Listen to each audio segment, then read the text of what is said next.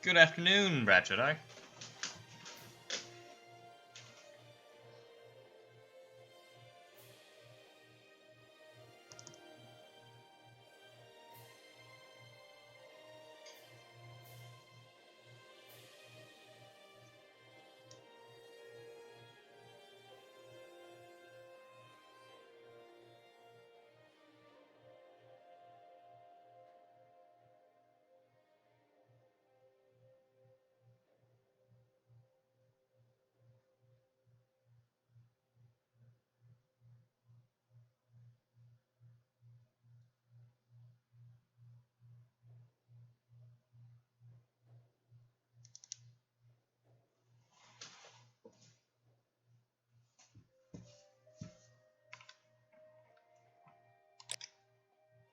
Alright, let's just check these settings, see if they're the way they should be. I tried setting them a minute ago, but sometimes with these older games, they do weird things when you reload.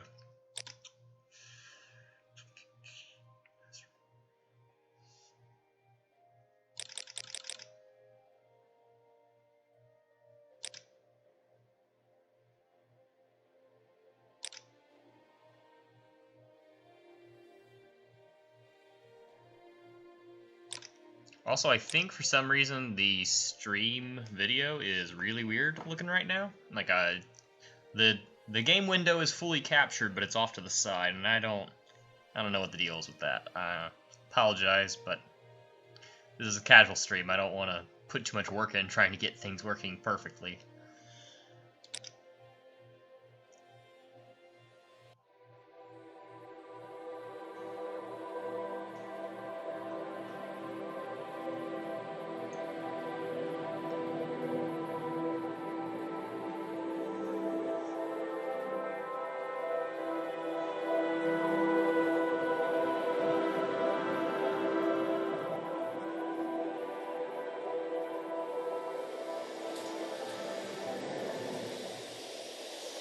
They have taken you from the Imperial City's prison, first by carriage and now by boat. To the east, to Morrowind. Fear not, for I am watchful. You have been chosen.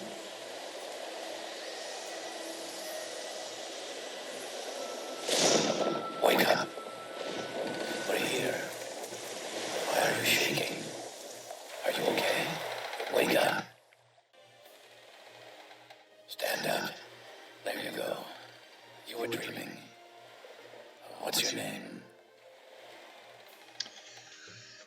Yeah, aspect ratio probably is off. I don't entirely know how to do streaming. I mucked with it a bit before I started the stream just to try and get things fixed, and initially I didn't even have it on screen at all.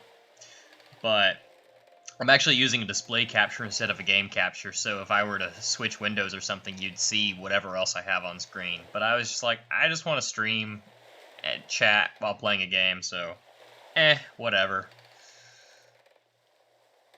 Yeah, we'll just call ourselves Karen for the moment. Well, not even last night's storm could wake you. I heard them say we reached Morrowind. I'm sure they'll let us go. He's actually a slave, well, he's a prisoner. There are slaves. Here comes the guard. He is not. This is where you get off. Come with me.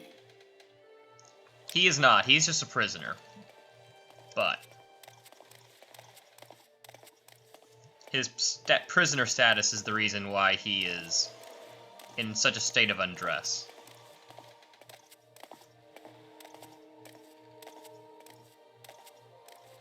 Get yourself up on deck and let's keep this as civil as possible.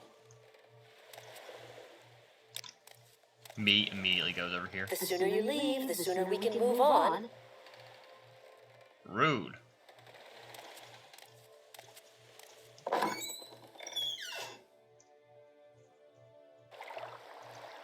This is where they want you. Head down to the dock and I'll show you to the census office.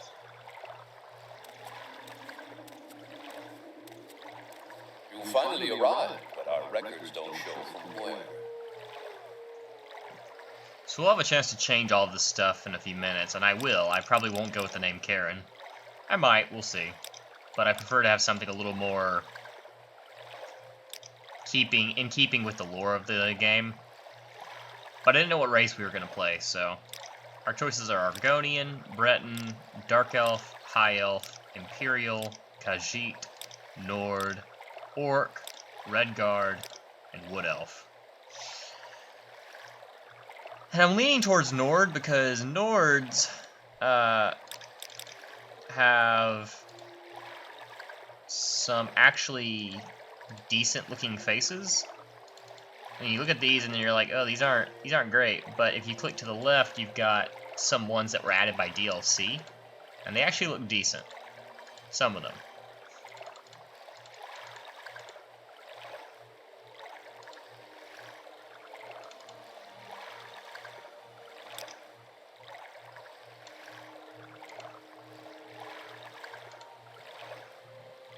So you got about 3 new faces and 1 new hairstyle. And I'm thinking like a ranger type of character, so having a better looking model would be nice. And also Nords kind of fit well for rangers.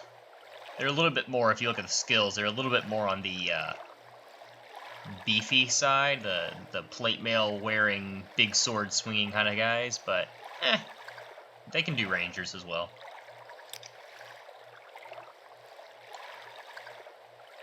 The natural choice would be to go for Wood Elf, because they get a massive bonus to Marksman.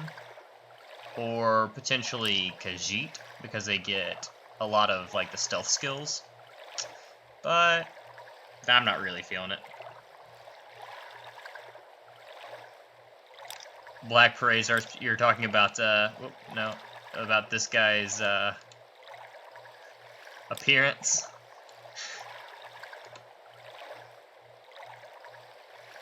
Yeah.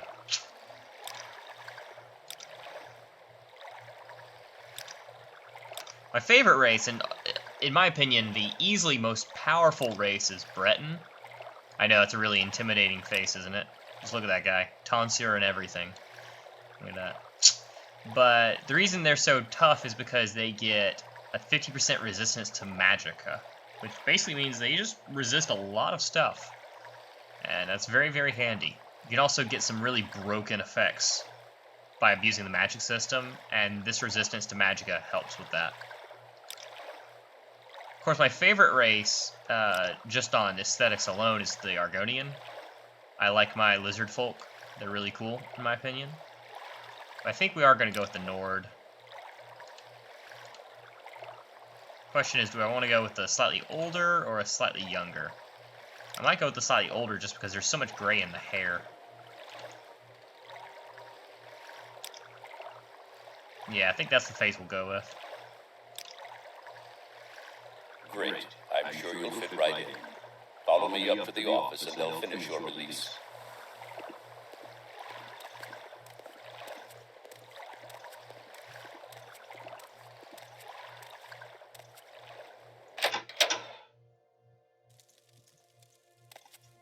Yes, we've been expecting you.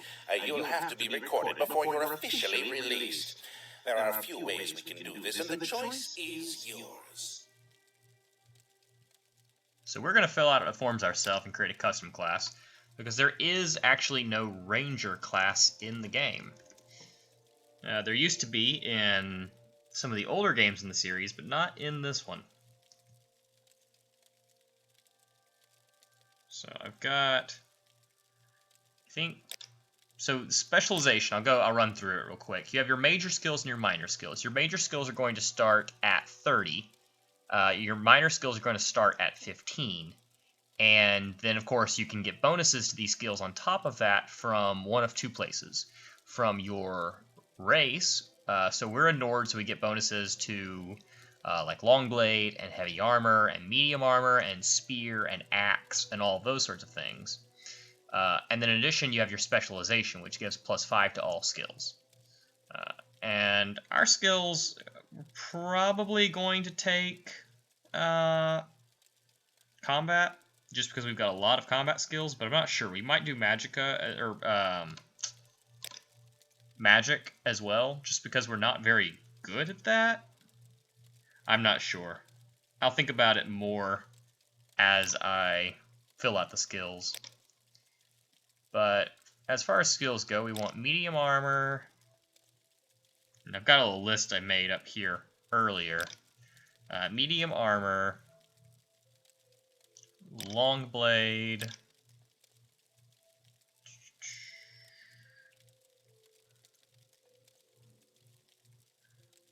marksman, sneak,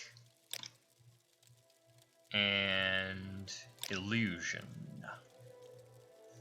And then for minor skills, I'm going to do athletics, restoration, alchemy, alteration, and acrobatics. So it's a fair bit of magic, actually, for a ranger, but the reason is because of the types of spells that you find in those, what's it called? In those colleges.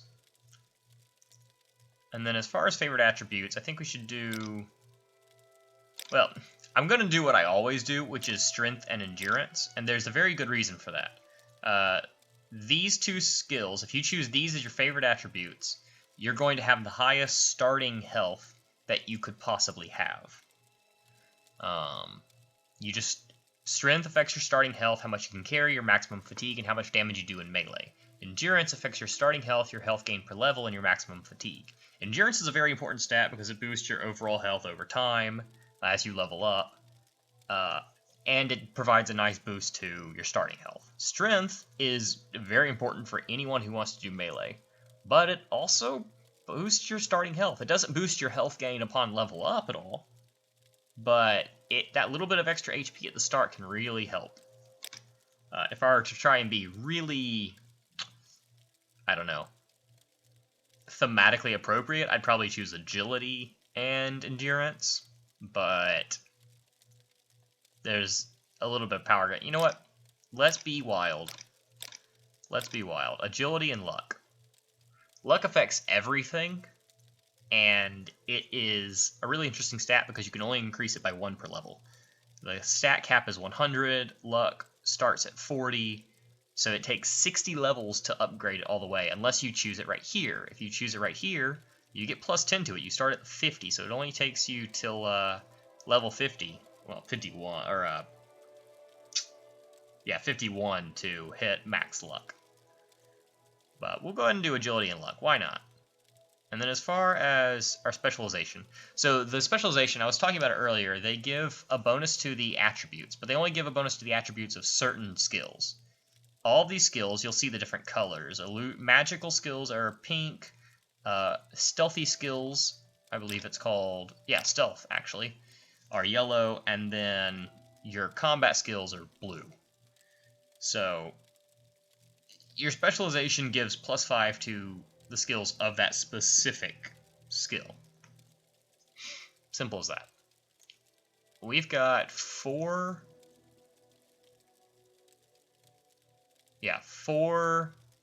combat skills.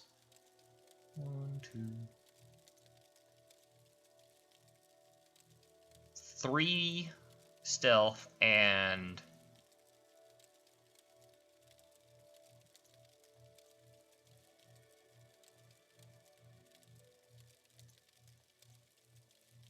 wait, hold on, that math doesn't add up. 1, 2, 3. No, we have 3 combat, 3 stealth, and 4 magic. So I'll probably do, I don't know. The thing is, your skills will increase faster depending on what your specialization is as well.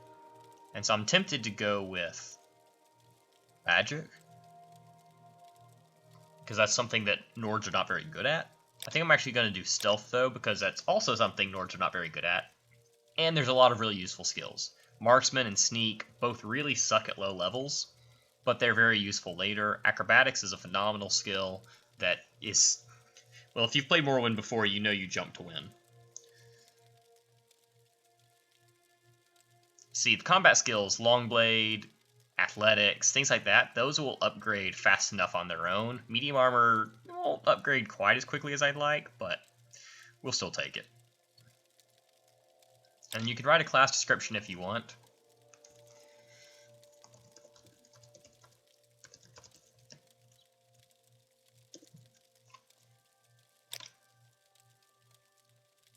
Real detailed description there. Very good. The letter that preceded you mentioned you were born under a certain sign. And what would that be? So here you get to choose your birth sign. These are astrological signs, think zodiac, but these actually, you know, have an impact on things. So the most powerful one you can choose early game is the Lady. It provides a plus 25 boost to personality and endurance, and that's a permanent thing. That's an ability. These star signs give different things. They give abilities, powers, and spells. So spells are self-explanatory. You cast them. Powers are a once per day, kind of like a very powerful, pun not intended, spell. Abilities are constant effect things. So the Lady is really good. It provides a permanent boost to endurance and personality. And 25 points is significant. That means you have quite a bit less you need to put into it to actually max out the attribute. It's very handy. There's a lot of good ones, though. The Apprentice is not the greatest, in my opinion. You get a big boost to magic, but you are weak to it. Atronach, very interesting playthrough. You can't... stunted magicka means that you cannot regenerate magicka when you sleep. You have to use potions and drain magic from people. But it is cool. And you do absorb spells, which is how you can get magic back. So if you get hit by a magical spell, you can absorb some of it and gain mana back. You do get a massive boost to your magicka, though. So there's that. The Lady, I already talked about it. It's very powerful. The Lord, you are critically weak to fire, and in exchange you get a weak healing spell. Not great. The Lover, a big boost to agility, very, very nice, and an interesting power. You really damage your own fatigue, but you paralyze a target for 60 seconds, and it's a ranged spell. But I don't really like the powers much because they're oftentimes not good enough to make up for the fact that they're once a day. Mage is just a small boost to magic. I say a small boost. It's a 50% boost. The Ritual, you get a couple of interesting spells. Turn Undead does not allow you to turn yourself undead. What it means is turn as in cause an enemy to turn tail and flee. So, interesting, but not crazy. And it gives you a once per day very big heal. Cool, but not outstanding. Serpent is a weird one. You do a really serious poison on an opponent, but you take damage to yourself as well. I don't like it. Shadow is invisibility for 60 seconds on self. Invisibility sucks. Invisibility is a terrible stat.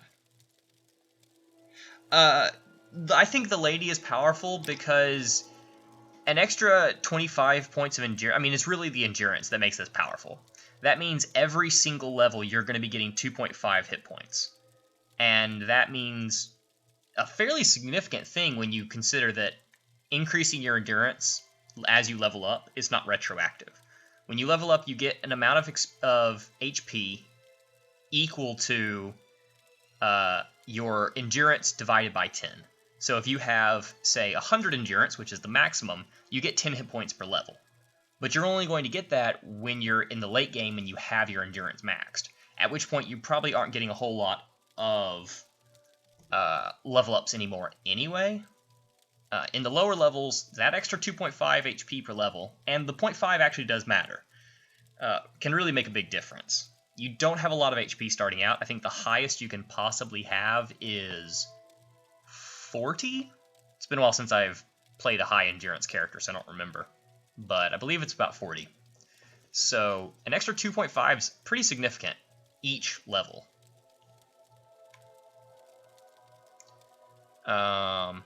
And then personality, the extra personality is just the icing on the cake.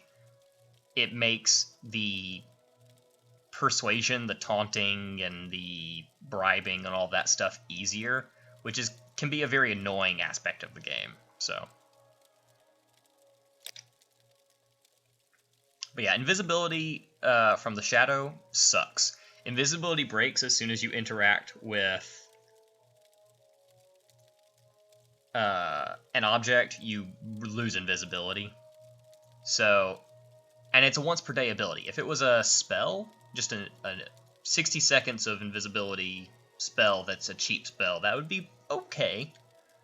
But as a power, it's not worth it.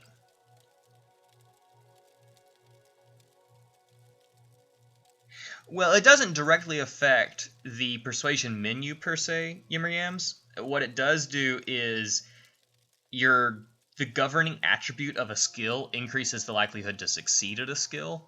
So if you have a really high persuasion, you're more likely to succeed with your speech attempts. In order to strengthen endurance starts with 50-something? Gotcha. Okay. I still think the endurance is really, really handy to have.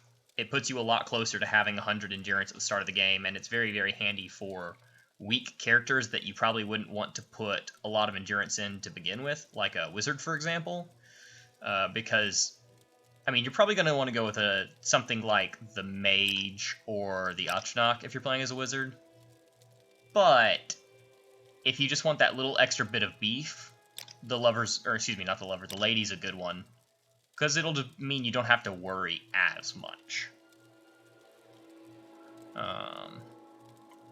The steed, an interesting one, but will be irrelevant for this. I'm actually just going to cheat and raise my speed to 100 right off the bat.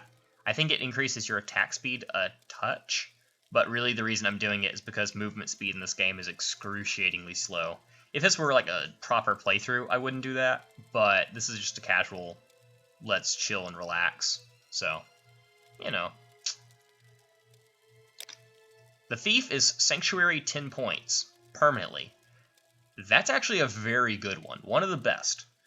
It pretty much means you have a 10% chance to be missed by all physical attacks. Very, very handy. The tower, this is the one I chose when I first played the game as a kid. I really like it, but I don't think it's necessarily great. I just really like it because I have a nostalgia for it. You get a spell that allows you to detect lots of stuff over a very long distance, which is pretty cool. The problem is you don't really use these spells much in the game.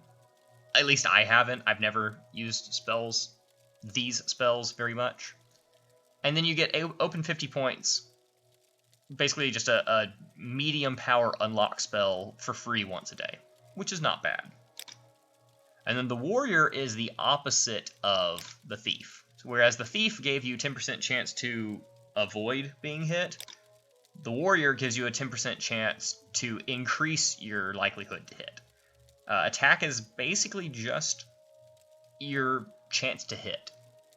And it's interesting because this is an attribute. Like, Fortify Attack is not a spell you're really going to find in the game. This specific effect, I could be wrong, but I don't remember it ever showing up in any other place in the game. Now, as for this character, I'm going to go with the Lover, because that extra agility, I mean, we're a ranger. It makes sense. I'm tempted to take the Lady because of that endurance buff, because we did not choose endurance when we were selecting our class. But we're also playing kind of a gruff ranger type, so I don't really want the personality. Doesn't seem to fit. So instead, we will go with the Lover. Interesting. Now, before I stamp these papers, make sure this information is correct. Alright, so now that we know we're playing a Nord, let's change our name. Let's do something stereotypical.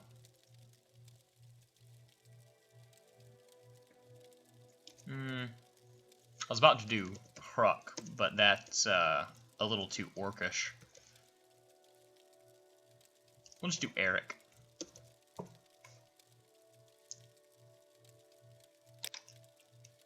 Something simple. Normally what I would do is I'd actually go on the unofficial Elder Scrolls pages and look at all the names that have shown up in the games and think long and hard, maybe go to Google Translate, try to find the meaning of different, the Scandinavian word for different things I think would be thematically appropriate in, you know, so on and so forth. But damn, that's too much work right now.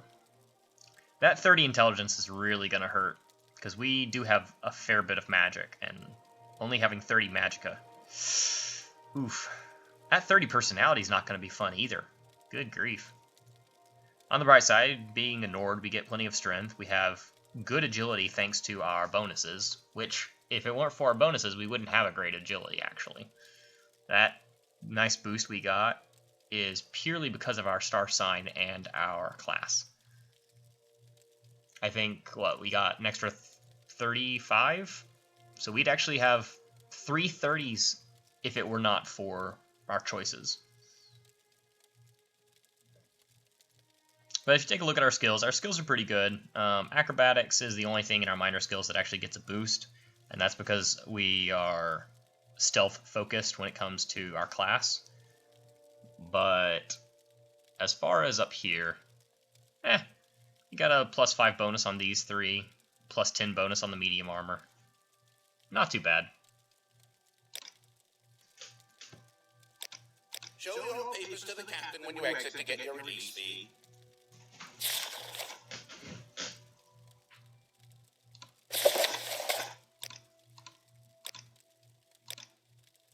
Now, an interesting thing you can do, I'm not going to do it, but you can pick this up, which is stealing, and you're right in front of them, obviously. And they'll start to run over, and you can go, and you can grab it out of your inventory, because when your inventory is open, the game is paused. You grab it out of your inventory, drop it on the ground, have them slap you on the wrist, because you're not out of the tutorial yet, so they will not arrest you. Then, once they walk back to where they are, you can pick it back up and take it with you. And this thing's worth 650 gold, so quite a significant chunk.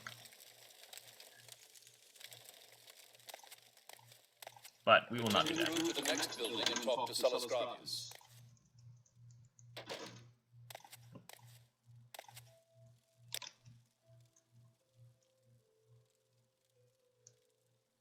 Very dramatic way to put a note.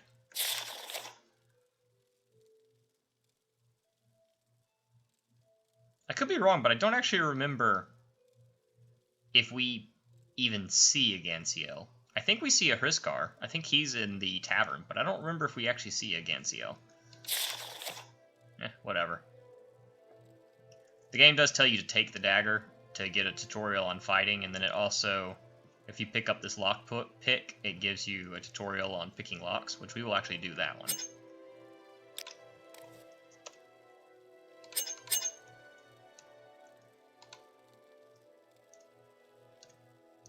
Gotta remember what key is which. There we go.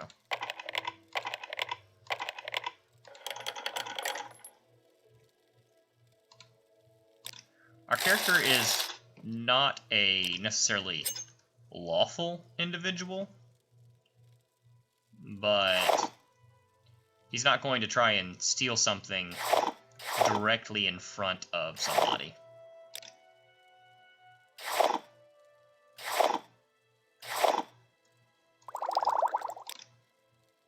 We'll actually take the food as well, because we do have alchemy as a skill.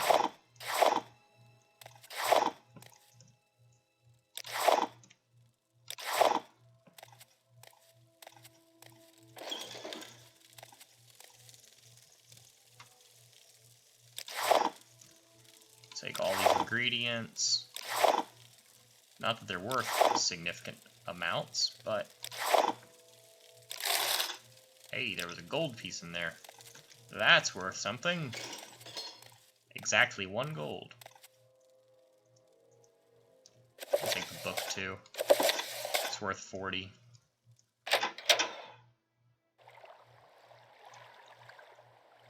Now, let's see here.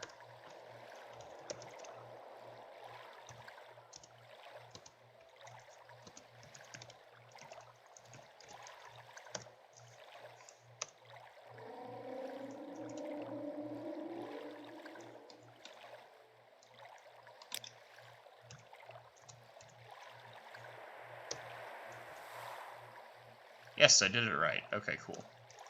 So as you can see, we still don't move quickly. We're moving more quickly, but I just maxed our speed stat and it's still not great.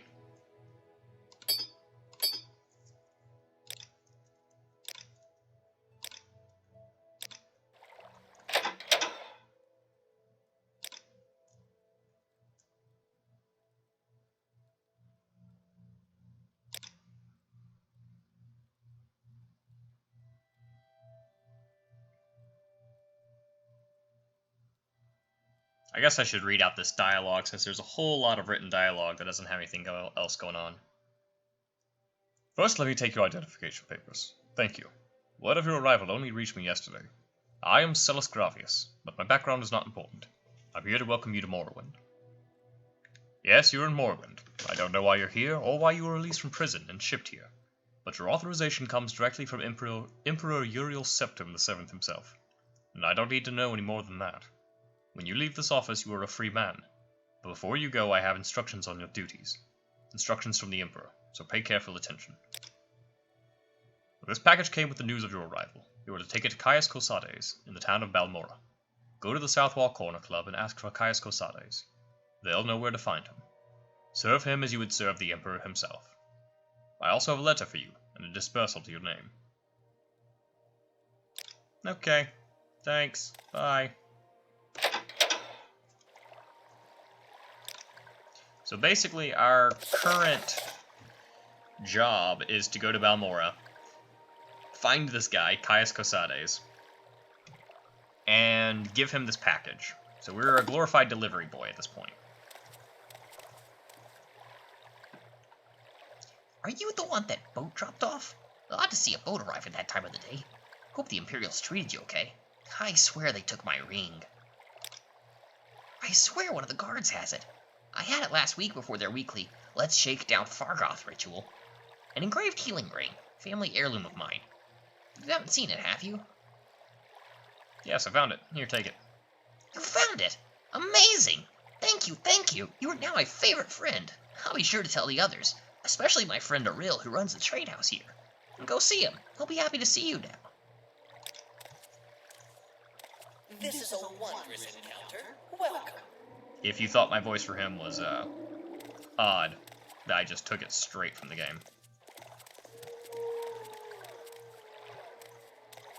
You can see we're moving at a decent clip now. That's because I turned the run on. With a little run, your speed becomes decent when you have 100. But even then, it's not great. Especially not as good as you might think.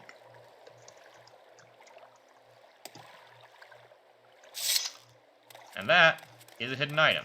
Just climb up these rocks, jump off onto that stump, and you do have to jump, unfortunately.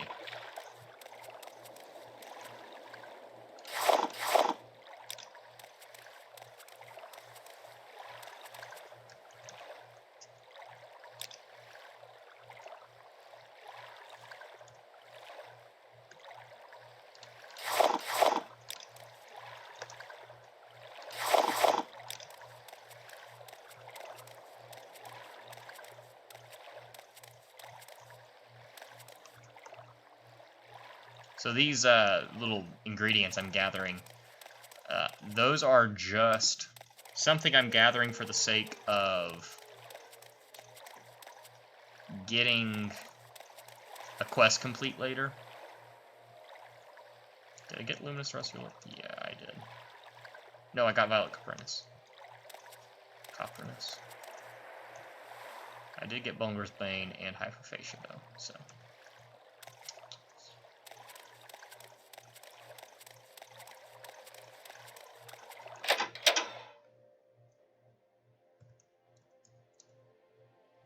Welcome to Aurel's trade house. I bought him for goods, for coin. I also have a small selection of spells for sale. No credit. You want a little advice? That's free. That's all that's free. Would you like to hear about our most popular potions? Our most popular scrolls?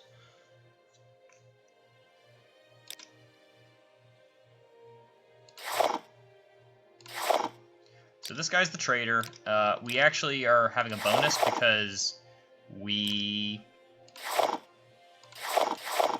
gave the ring to Fargoth. And that means that this trader is now friendlier to us, which is very handy.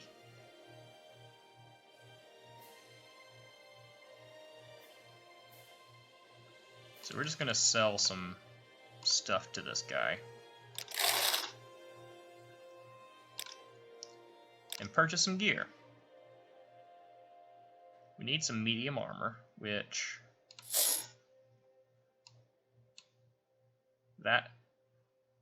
the Imperial Chain Cuirass and the Imperial Chain Coif are both very good. And then there's an Iron Claymore. I prefer something of a higher quality, but I think iron's the best we're going to get.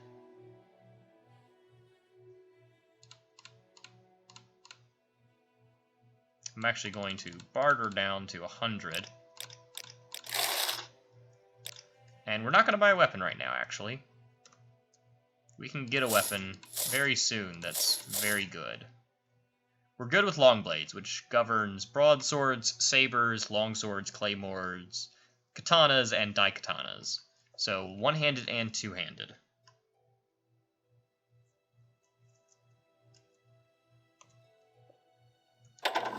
We'll probably be using two-handed weapons mostly because, well, if we're not using a shield, we might as well, right?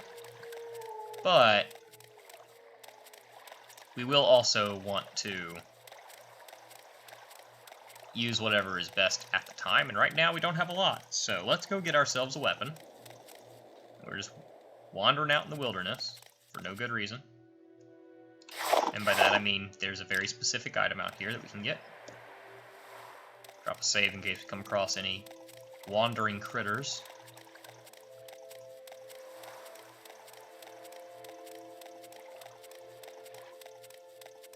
Ah, there's a book on the ground.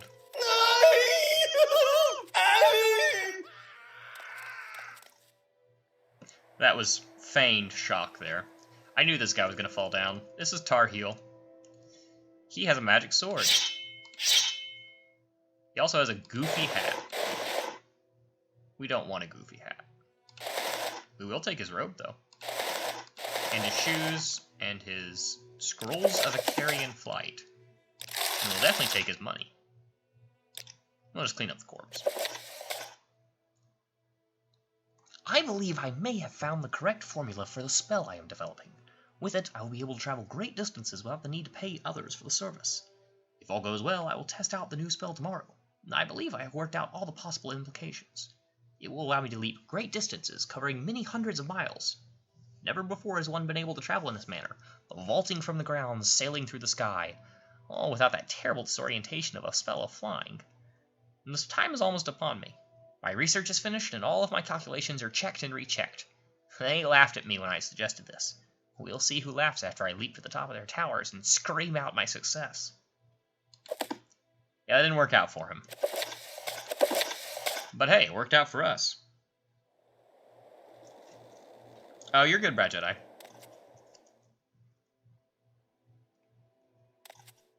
So let's see here. These scrolls fortify acrobatics by 1,000 points for 7 seconds. The cap of a skill is 100. I'll give a little test flight right here, and I will probably die doing so.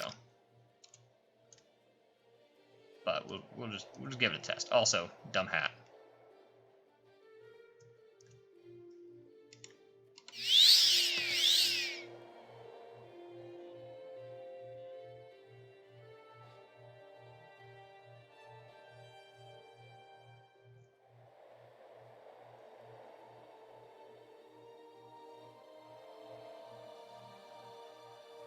It's actually a very I was going to say it was a very pretty skybox. Yeah, that's what happens when you use the Scrolls of Carrion Flight.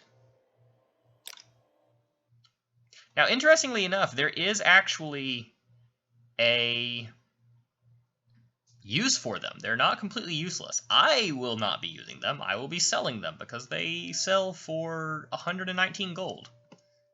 But I like them. They have a purpose.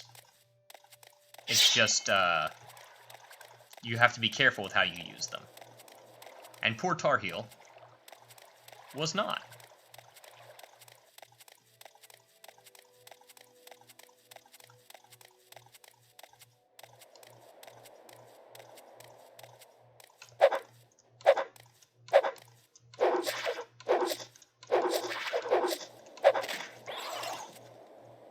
Stellar combat. So you have a percentage chance when you swing to actually hit something. This unfortunately means that there's a lot of missing in the early game because you're not good at things yet.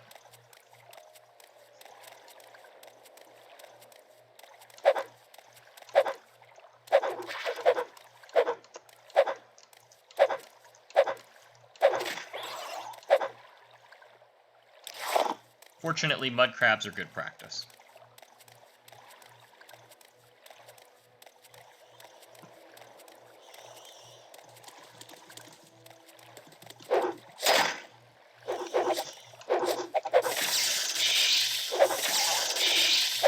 We didn't get a chance to see it on the mud crabs because they died too quickly, but this magic sword we got is a lightning sword. Deals shock damage in addition to being just a good sword. That was a Qualma Forager. They are nasty little buggers that will attack you. I want to say they attack you with poison, but don't. I think that's just because I'm used to them seeing them kind of spit out a greenish cloud. And these are Scribs, also known as the cutest little good boys.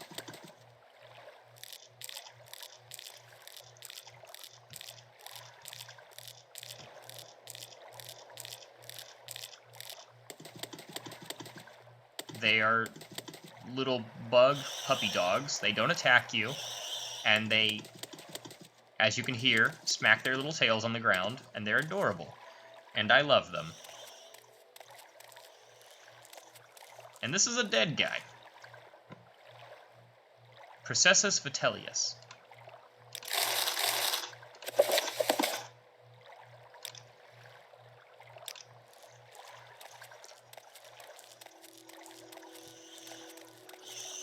So if you ask somebody, Process in town, Processus is a tax collector. And he was, as you might imagine, being a tax collector, not very popular.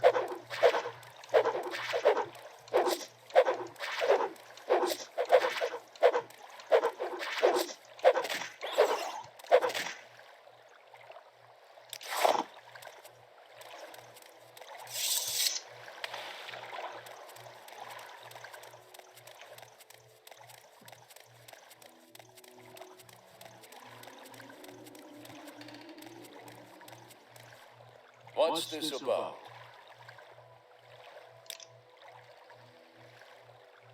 Found his body, huh? Well, it's up to you what to do with that information. I suppose that Sosusius Argala in the Census and Excise office would be the one to tell, if that's your inclination. As you can see, the guards are not terribly fussed about him being dead. And if you ask My time is precious, so make it quick. a townsperson, yep, they say the same thing. No one really seems to care too much.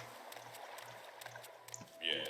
Now, if you go and tell Sir Susius Argala in the Census and Excise office about this, he will ask if the money he had on him is still there. We don't want to give up the money, but also lying is bad, so we're not going to talk to him at all. But let's talk to this lady instead,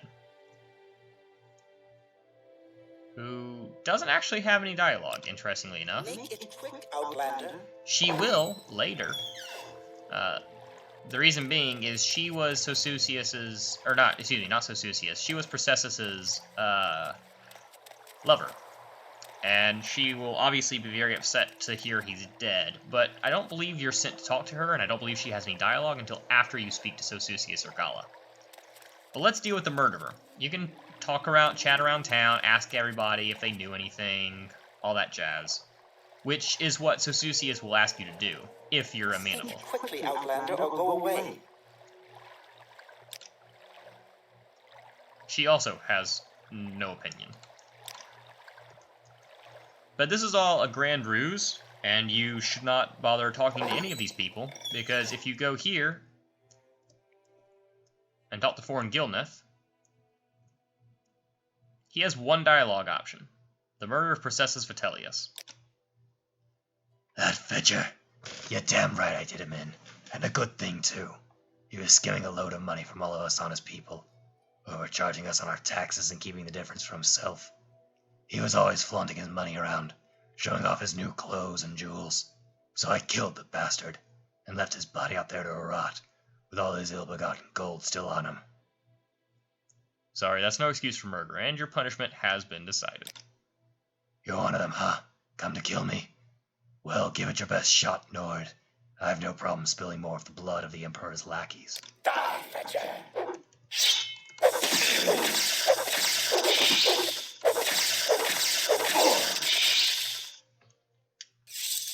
He made the classic mistake of thinking that he could beat a guy in armor with a sword with just his fists.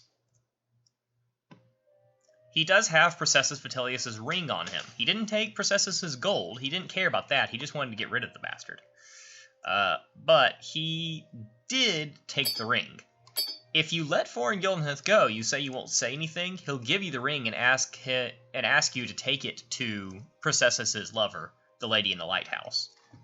Because she didn't do anything wrong, and he knows that she's an alright sword, even if she was dating him. So, what the heck. But one thing of note is that this is a very valuable ring. It's worth 240 gold, which is a lot for a ring. And in fact, it is an exquisite ring. There are different tiers of clothing. So like if you look at the clothes that he and I are wearing, we're wearing common shirts. And he's got a common belt as well, common shoes. But then if you look at what Tarheel, the wizard that fell from the sky, was wearing, he had extravagant shoes and an extravagant robe. That's because the clothing in the game, and to a degree armor, although it doesn't use the same prefixes, these have tiers of quality. And the higher tiers give more money. And also can be enchanted more strongly. Forgot to take off the dumb hat. So this ring is an exquisite one. It doesn't say it, but the model is the exact same, and the value is the exact same of an exquisite ring. Ergo, it's a very, very valuable ring because you can enchant it with the best stuff. Which is why we will be keeping it. He also has a skill book in his house. A Dance and Fire Chapter 6 by Wohan Yarth. We will not read this. Actually a very good series. The books in this game are very well written and genuinely fun to read. I've read several of them. I'm waiting. Speak quickly, Outlander, or go away. As you can see, people were real friendly. So we didn't talk to Sosusius Orgala before about the death of... the murder of Processus Vitellius. But, now that we found his killer and meted out justice, if we talk to him... I heard you had been asking around about his murder. I'm glad to see this matter brought to its completion. Here's your reward, Eric. Good to see that there are still some citizens who understand their loyalty to our Emperor. And he gives you 500 extra gold. This is on top of the 200 that you looted off of Processus' body. If you were to talk to him beforehand, he'd ask for the 200 gold, and you could lie about it, but I'm not sure you actually get the 500 gold reward at the end. That, or he doesn't offer you the quest, I'm not sure. But if you deal with Foreign Gilneth, then go talk to Sosusius Orgala, you're basically skipping a step in the quest chain, and you don't have to give up the money. You get to keep all 700 gold. Very handy. Please, feel free. Talk at your leisure.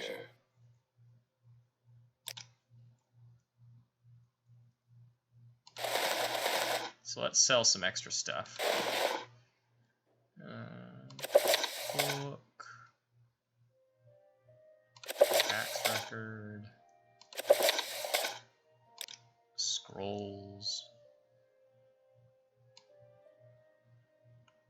We can get at least 400.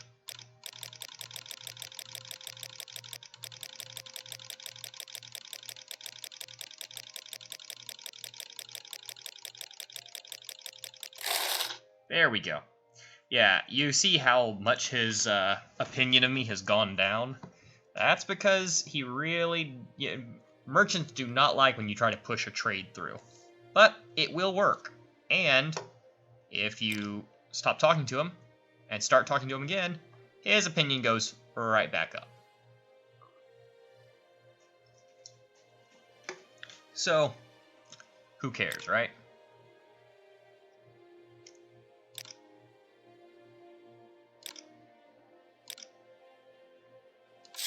Now that we have some more money, let's see about purchasing some arrows and a bow.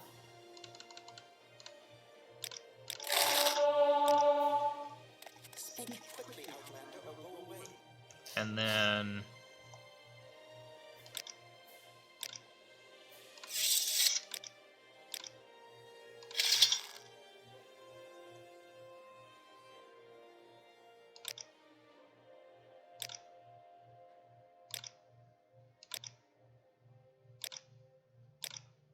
I'm just setting my spells and weapons real quick.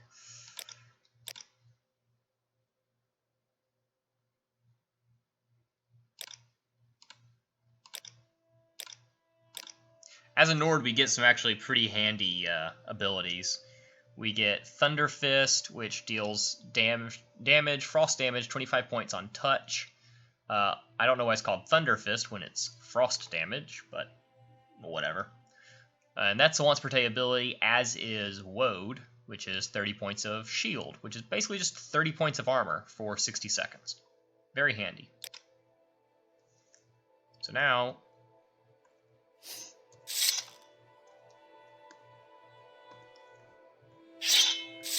we can just switch between weapons as we desire. Don't stand about. Yeah, this is Hriskar, the one who was told he needed to sharpen the knife. You look like you could use a friend, Outlander. Perhaps I can be your friend. I'd like you to help me recover some gold. That's right. See, I had a bad run of luck playing 9 holes and lost a bit of money. Normally I'd be fine. We can usually keep some gold in our pockets just for the money the locals pay us for protection. But I know some of them are holding out on me, especially that little fetcher Fargoth. He's come up light the past couple of weeks when I've shaken him down. I know he's stashing it somewhere. I'd like you to find Fargoth's hiding place. I know the little fetcher's got one somewhere in town, just not sure where yet. I've already gone through his whole house, so I know he's not hiding it there. I'd like you to find out where he's stashing his gold. If you can, I'll give you a share of the wealth. Are you up for it? I'll do it. Excellent. Here's what I want you to do. I'm not sure where he goes, but I know he wanders around town at night. Watch his movements. The best vantage point is on top of the lighthouse south of town. That will give you a nice view of all of Seydanine. If you keep an eye on where he goes, I'm sure you'll be able to figure out where he's hiding that gold. Yay. So we're gonna basically stand on top of the lighthouse and watch a dude, and stalk him till we can get his money. Cool. The rest of these... Dance close to the fire, don't you? I sure do.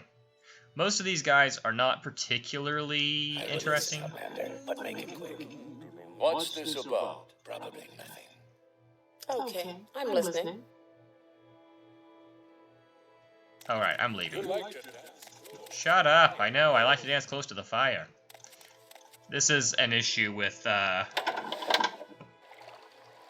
lots of NPCs, but in a small space, but whatever. None of them really have anything interesting to say. Most of the people in this town don't really. The one exception Well, one of the exceptions is Vodunius Nucius, who gives you a quest, but it's not really a great quest. It doesn't give you much that is worth doing, so I'm not going to bother. The other one is... There she is. Eldifier. And she, if you ask about little advice, she says you look like you can take care of yourself. Why don't you do something about those smugglers in the Adamasarta's cave? It's right over there, near the Silt Strider port. And, yeah, basically says the guards must have been paid to let the smuggling happen. I suppose it is my duty to help those less fortunate than myself. What's this about? Lady, you look like a peasant. Can we hurry this along? I don't really want to hear it.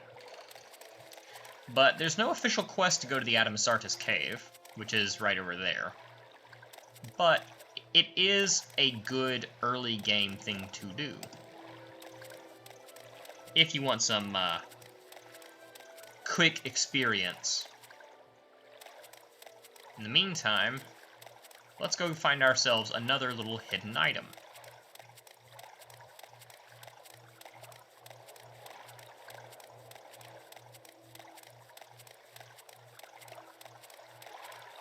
In the form of 50 gold and a Firebite dagger.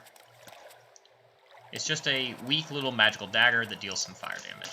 Not worth a whole lot, not really that great, but if you're a short blade user, it's the first magical weapon you can get in the game. Very handy, if you need one. We don't, so we're not going to bother.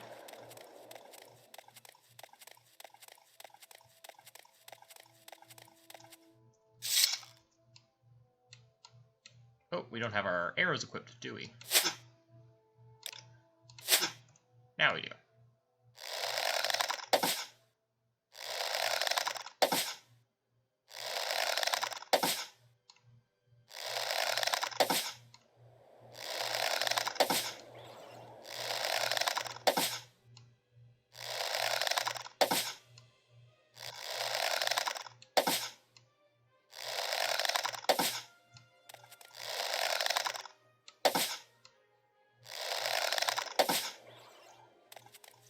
So let's see here. We used 11 arrows to take down one crab. Not the best trade-off. But hey, it gave us a little bit of marksman experience. So that's good-ish. I'm actually going to wait, and we will do the lighthouse. Just get it done.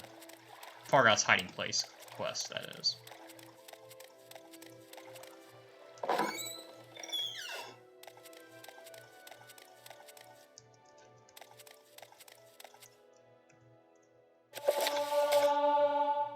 Another skill book just hidden here. The first one we found back in Foreign Gilneth's house was a mercantile skill book, and this one is an unarmed skill book. Both very useful. Now, it says stand here at the top. I actually think standing right here is better. So let's wait 3 hours. Ah, that glorious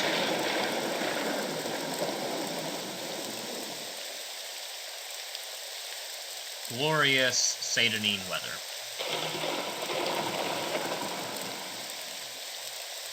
So it's 8 p.m., and now we're just going to sit here and wait for Fargoth, who's the one standing there with the torch. We're just going to wait for him to scoot his way over to his hiding spot. I think does that at 9 p.m., which is a matter of seconds in the game, because we're at 8 p.m. right now. I believe we arrive on the island, as I was saying, arrive on the island at 6 in the morning, and we spent most of the day there. We spent almost 12 hours doing the first few quests and activities.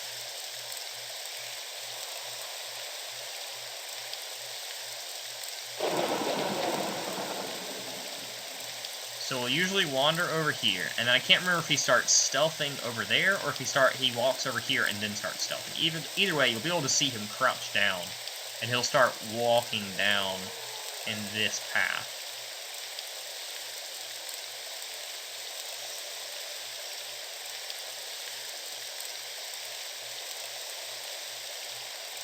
So how's everybody doing today?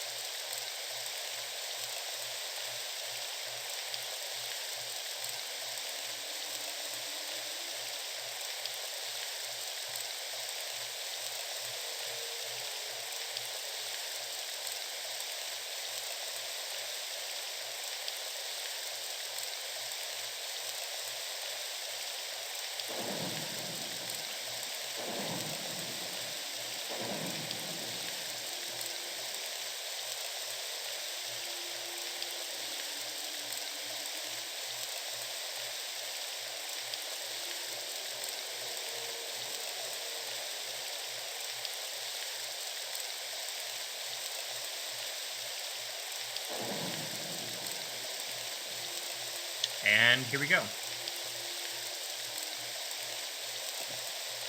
As you can see, he's crouched down, he's sneaking up.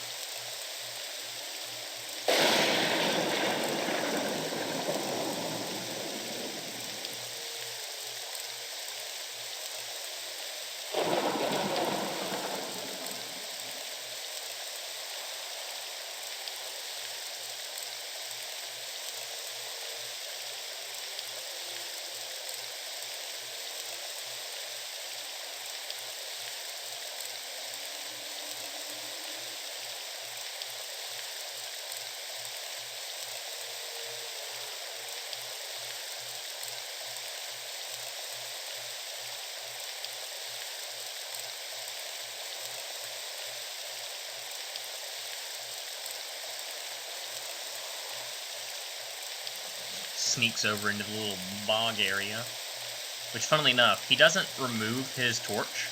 He actually steps into the water and it kills his torch.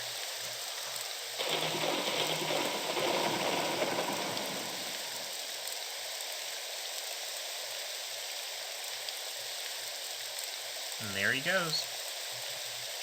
So we don't have to wait for him to disappear or anything. The normal way you'd get out of here, you know, get off the top of this lighthouse, would be to go back down through it. My preferred way is to jump on the tree.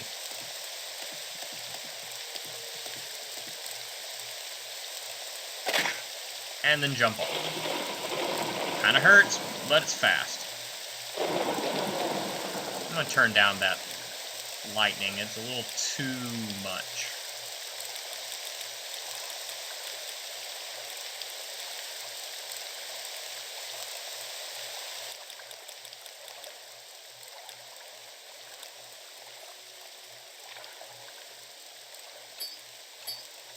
And hey, that ring we gave him that does mild healing, yeah, we got it back. We also got 300 gold and a journeyman's lockpick. Now, if you were... Hey, Incro. You're good, man. Now, if you were to, you know, abide by the quest, you'd go back and give half the money, or actually 2/3 of the money, to Hriskar. But why on earth would you do that? What has he ever done for you? He told you about the quest, but that's it. He shakes down people. He's just a bad person. Why would we help him out? Welcome. Care to talk?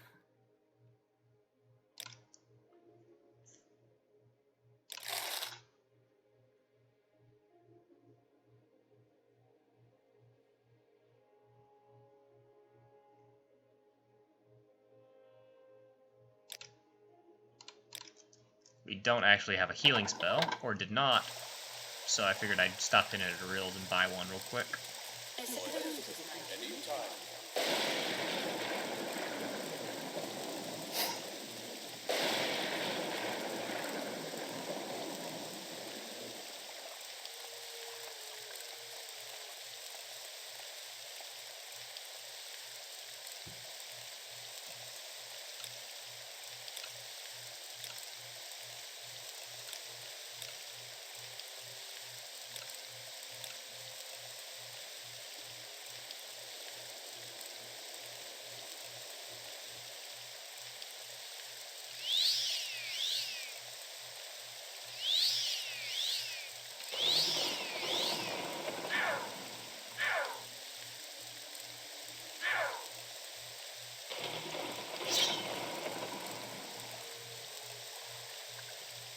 So it's just a handy little ring.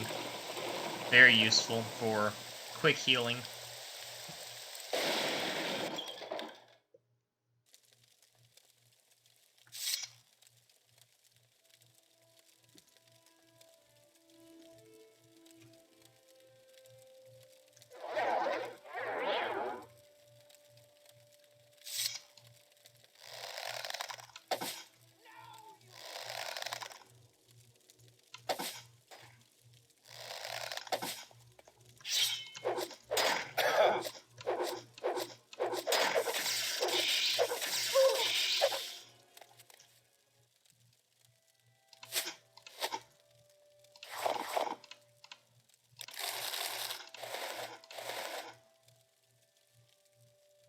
So this is just a bunch of bandits. No one really of note. And yes, you do tear the pants off of your opponents to put them on. Because, gosh dang it, they have prettier pants than I do. And that's unacceptable.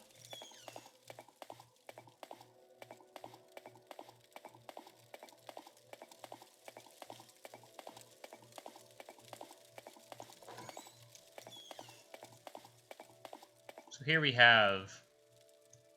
You do not please us. Oh, that's rude. Basically, some poor slaves. Morrowind is owned by the Dark Elves, and Summoned by another. Questions again. they are legally allowed to keep their slaves. To keep slaves in general. And while these are tenuously legal slaves in this cave, these are still slavers and also just smugglers. So we're totally within our legal rights to kill them and release their slaves. What do you ask, master? And you'll notice they like us a whole lot more when you do that. What is this one before? You know, they were saying this one does not please us. Say something to me now. Warmly greeted, friend. Welcome. Yeah, they like you a lot better now. Makes sense.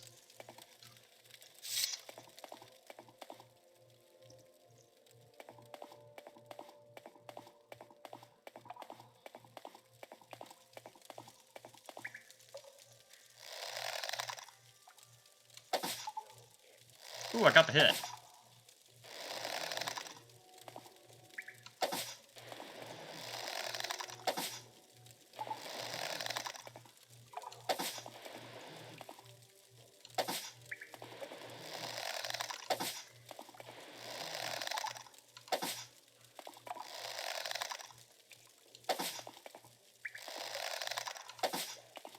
Woo! We actually got a kill with the bow. That's surprising.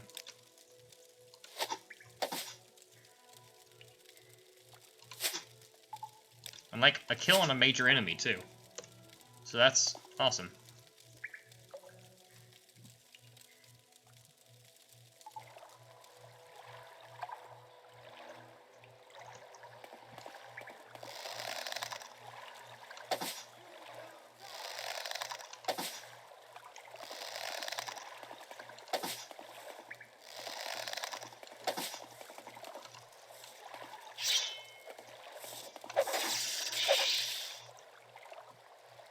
This is an interesting opponent. She actually uses throwing stars. And if you want to, you can take them and sell them. And they sell okay, so it can be kind of good to try and get to her as fast as possible to kill her and get the maximum amount of money. Not that it's a great deal, but...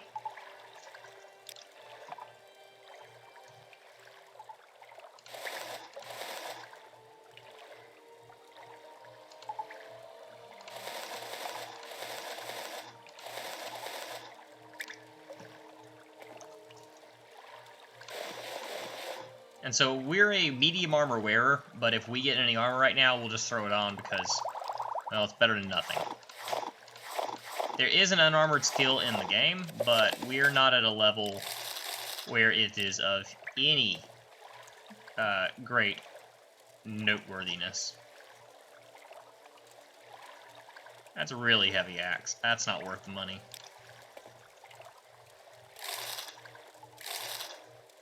And that is moon sugar, which is a drug. So if you are caught with it, you can be arrested. And if you are a merchant and someone tries to talk to you with moon sugar, or once again, skooma, is the product made from moon sugar, then they can't actually, they will not trade with you if you're holding it. So, yeah, not great.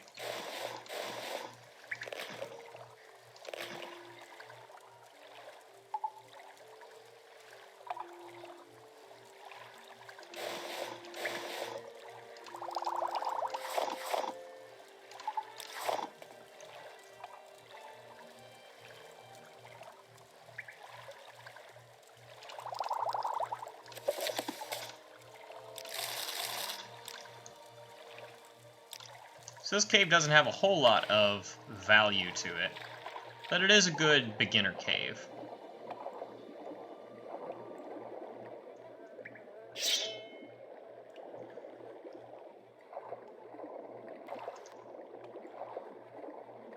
And there are always a few gold pieces that are sitting here that I try to get because I'm that kind of weirdo. Ah, forget about it. For the sake of the stream. Don't want y'all sitting here watching me fumble underwater for 3 gold pieces. I can do that on my own time. Oh yeah, good beginner cave.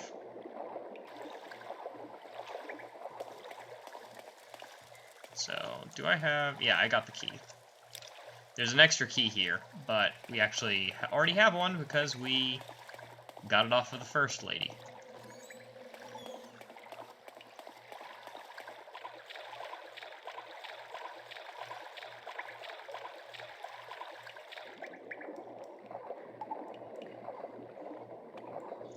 And Morrowind is really good about hiding little things in areas. Like, there's no reason that you should even notice that bottle in the skull there. But if you do know it's there, well, it's more loot for you.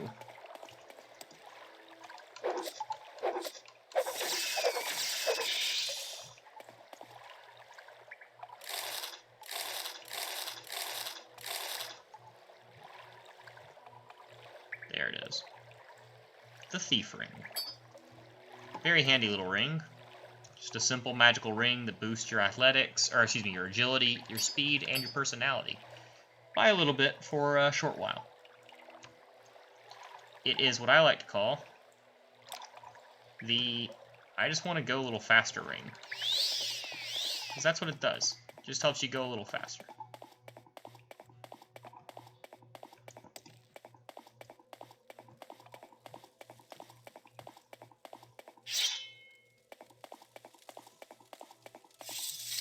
And that is actually the whole cave.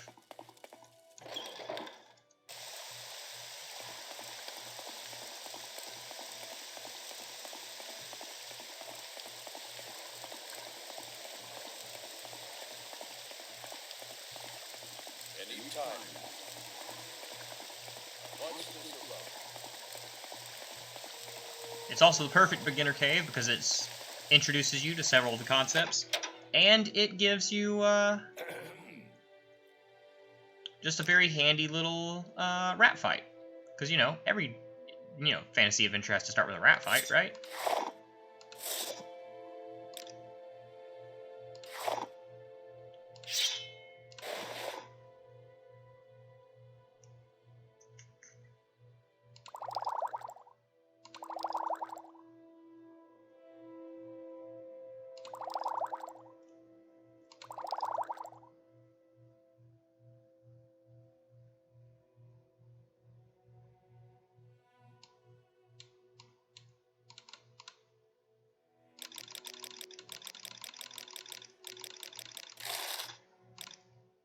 some extra cash, and let's head out of here.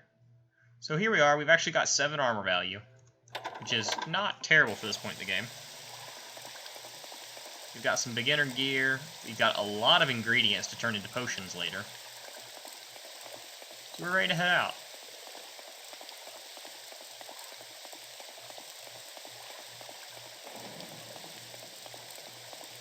Now there's 2 ways you could get to Balmora, the town we were sent to. You could take the Silt Strider. We make a special trigger just for you. Same low price.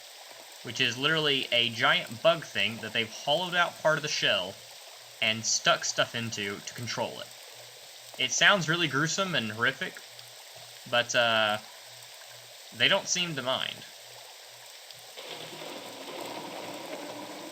Then again, you don't really talk to them, so who knows. Either way, that's one method of transportation. We're actually just going to walk, though, because I want to pick up something, well, some things, plural, along the way.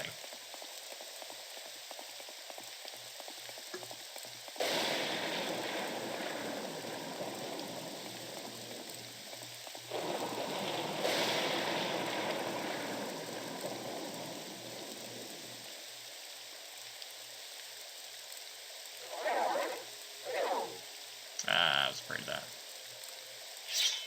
So there is actually spell failure. And it sucks. The reason I'm not immediately approaching and attacking that Clama Forager is because we are out of stamina. That little green bar in the bottom left is our stamina bar, and if that is really low, it is really hard to hit things. Even harder than it is normally. So as a result, you don't really want to run everywhere. I'm just taking a moment to catch my breath. The critter has not seen me yet. So, especially not now, because I've just started stealthing.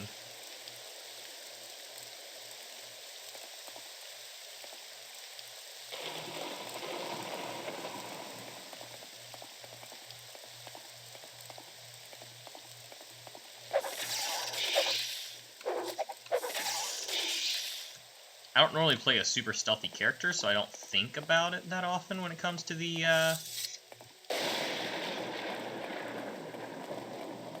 stealthing to try and get behind stuff and stay hidden. But it is definitely a thing you can do, and it's pretty useful.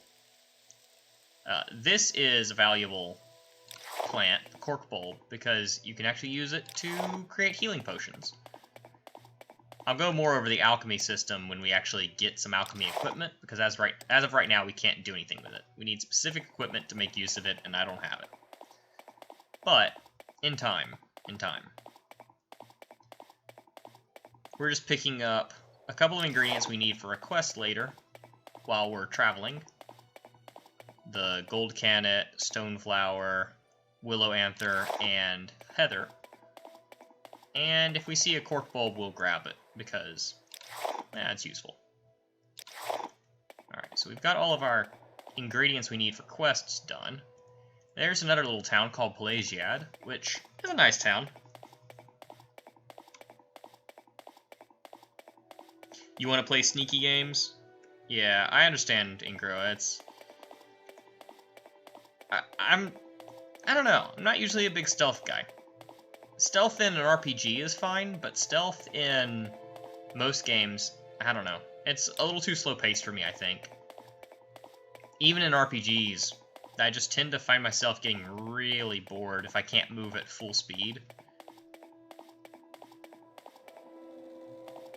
But you gotta do what you gotta do. By the way, the game stuttering and lagging occasionally is not really on my end. I mean, it is. It's something caused by the way the computer is running the game. But it's actually not an issue with my computer, to my knowledge.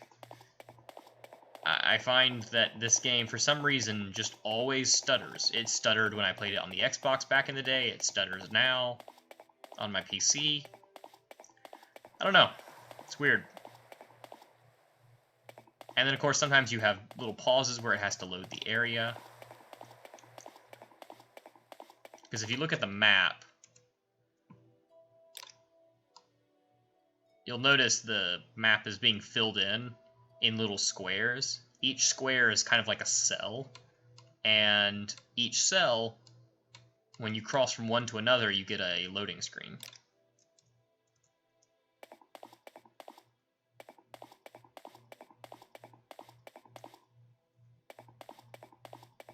Yeah, stealth in the Elder Scrolls is really good. It depends on what Elder Scrolls game you're playing, though. Like Morrowind, I do it, like this character will do it. And I've done a character that was extremely stealthy before. It was one of my most successful characters I ever played. I got up to like level 50 or something, I think. Which is really high for this game. But I have to be in the right frame of mind for it. Now, if you're saying Oblivion or Skyrim, stealth can be pretty fun in those. I think the game has to be designed with stealth in mind. And if you're just sneaking for the sake of sneaking, Fort Moonmoth there, by the way. If you're just sneaking for the sake of sneaking, it can get really tedious. If you're sneaking because it's the most beneficial way to handle a situation, that's pretty fun. Like Dishonored is a great example. Dishonored is a really fun game that is very focused on stealth. You can go, you know, guns blazing, kill everything.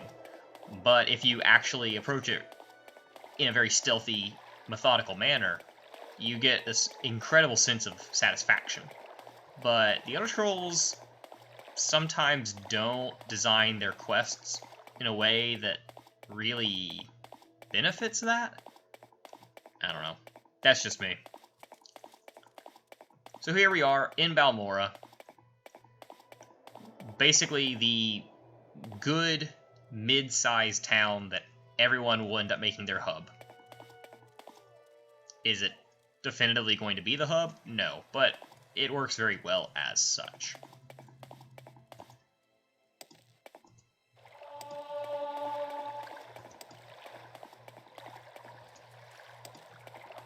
We'll start by going to the Southwall Corner Club,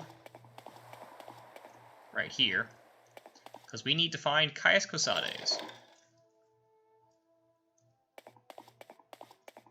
And I'll ask one of these guys for an example. That old sugar tooth? I'm not sure where he's living now, but ask Bacola Closius, the owner.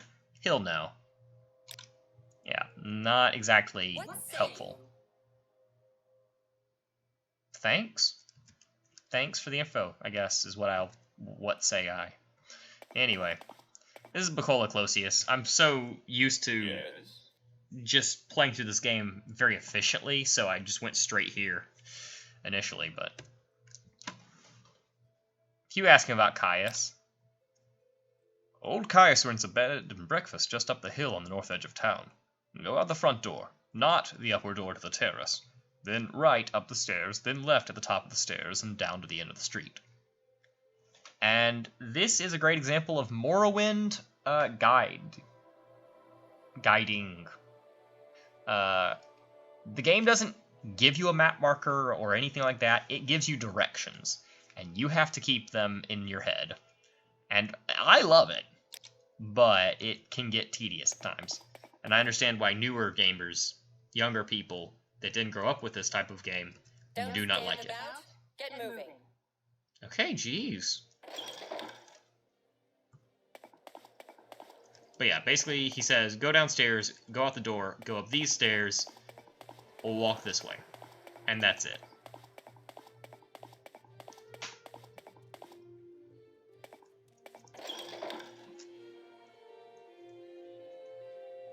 What?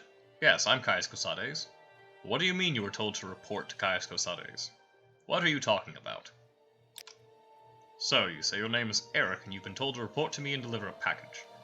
Perhaps you'll let me look at it. Yeah, okay. Yes, very interesting. So, it says here the Emperor wants me to make you a novice in the Blades, and that means you'll be following my orders. Are you ready to follow my orders, Eric? Yeah, I guess. Good. Welcome to the service, Novice Eric. Now you belong to the Blades. We're the Emperor's eyes and ears in the provinces. You can use my bed if you need a rest, but leave my personal stuff alone unless I say otherwise. If you like, you can improve your modest skills with our Blades trainers now.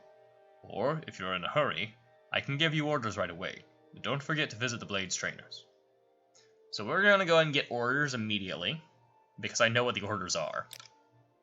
First thing, Pilgrim, you're new, and you look it. Here's 200 drakes. Get yourself a decent weapon or armor, or a spell. And second thing, you need a cover identity.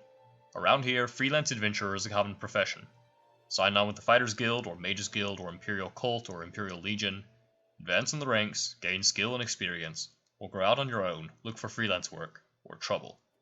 Then, when you're ready, come back and I'll have orders for you. Literally the first quest, yes, Zoomers, exactly. Literally the first quest you do for the main quest is, hey, go do other stuff. And here's some pocket change. I love it. So, the Blades trainers are just a group that,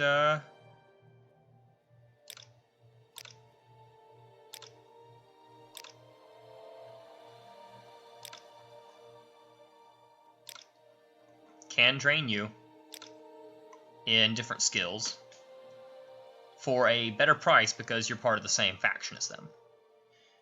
In this game, the Blades are like a spy organization. The Blades' role changes in every game, and it's kind of hilarious.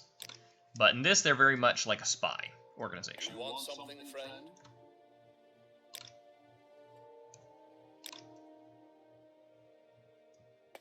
So for us, we're just gonna get moving.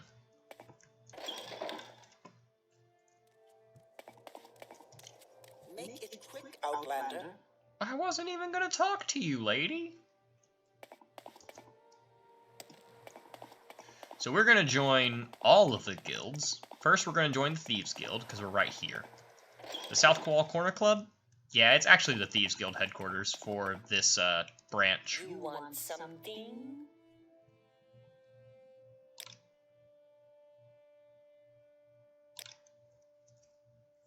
So we are now part of the Thieves Guild. We'll go and get our first job, which is to get a diamond. She says you can get it from Nalcaria of Whitehaven, the alchemist in town, but I never steal it from Nalcaria, because Nalcaria is a merchant that has a lot of money, and normally you're not going to use diamonds for alchemy, you're going to sell them, because they are very valuable. And since this is generally going to be your hub town, you're probably going to sell to the alchemist with a lot of money, that being Nalcaria. Well, if you steal one of her diamonds, and then you sell her a diamond later on, even if it's not the same diamond, she will think it's her stolen diamond and have you arrested. It's a weird quirk of the system. So I don't bother stealing it from her. There are plenty of places to get a diamond from. I don't even actually care about doing the Thieves Guild quest right now. I just joined the guild for the sake of joining. Now, the Guild of Mages, and I went in the wrong door. Gosh dang it.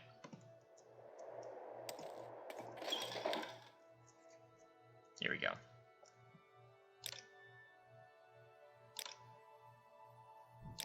The Mages Guild, this is the person you join with, and the person who gives you quests later, but she's too high and mighty for you to get quests from right now. So what she'll actually do is tell you to go talk to her apprentice for quests, which is easy enough. It's Ajira. So Ajira has several very easy quests for us, which we actually already have the ingredients for. She needs mushrooms, no problem. Boom, mushrooms, done. Bungler's Bane, Hypophacia, Violet Copernus, and Luminous Russula. We already gathered them. We get 4 cheap restore health potions. Easy peasy. More duties. She made a bet with Galbadir. She made a bet that she would become a journeyman in the guild before Galbadir, and now she has to study these mushrooms and write a report. In the meantime, she wants us to give Galbadir a fake soul gem, because apparently Galbadir is an enchanter, and therefore Galbadir is doing her research on soul gems. So if we give her a fake one, that will mess up with her research. And you know, it's not going to hurt her or anything. It's just going to slow her down. Help Ajira win the bet. All we've got to do is take this fake soul gem, drop it in her desk, and move on. Galbadir has some incredibly valuable items here. But I never actually steal any of them because, like with Nalkaria, Galbadir is a merchant. And if you want to sell things to her later, you do not want her to have the things that you will sell to her be part of her stolen gear. The quest is fairly easy to do. She won't actually bother you even if you do drop it in the desk with her standing there, but fortunately for the purposes of the quest, they programmed her to walk down here and, quote, have a chat with, I think Moraine Drin is who she's having a chat with, but there's no actual dialogue. So you just run upstairs, drop it off, come back down, and boom, quest done. So that's another quest done. Now she has to study local flowers.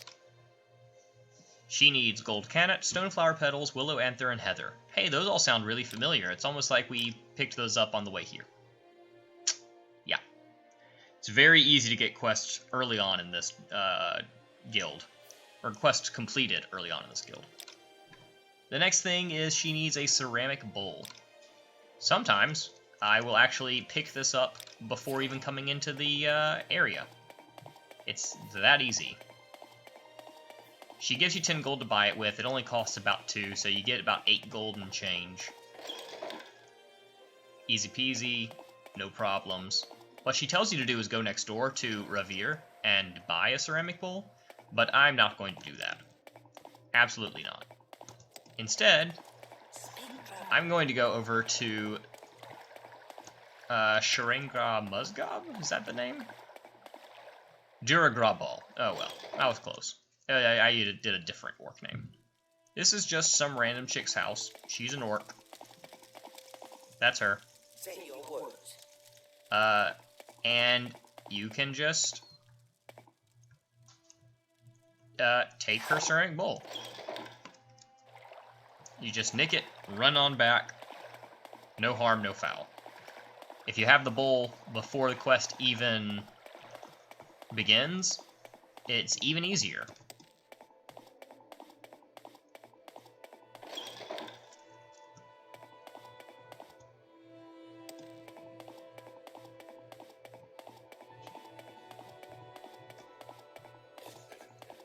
I'm listening. Warm greetings. The Nord speaks. And what's this?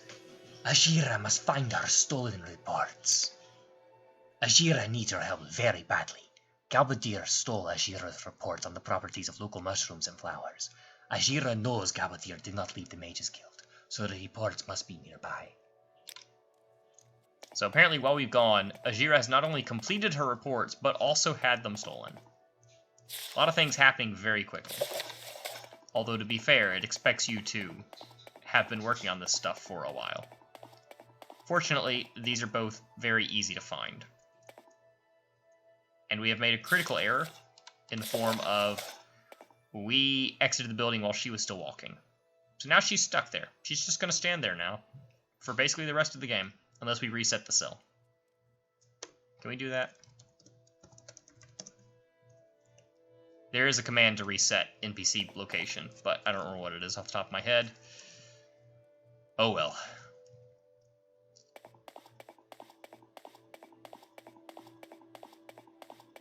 This game has a lot of weird bugs and quirks to it. So what's this I mean, no one's surprised. It's a Bethesda game. But in addition, it's also just Over there. an, That's no. an old game. So playing on PC is definitely better because you can use console to fix problems that occur. Anyway, we found your stolen reports. We get a few, 4 very powerful magical potions, 5 magical potions, excuse me. And then we can also give the ceramic bowl. If we ask for duties again, Ajira knows many secrets, but they are not yet for friend Eric. Speak with Ajira again when you are a warlock. Rani Sathris here may have duties for you, but Ajira does not like Ranis much. Maybe you should speak with Ajira's good friend, Edwina Elbert at the Guild of Mages in Aldrin. So yeah, we've completed all the beginner quests for the guild in a matter of, what, 5-10 minutes? Incredibly easy to do. And now, we're an apprentice. Now we're a journeyman. Now we're an evoker.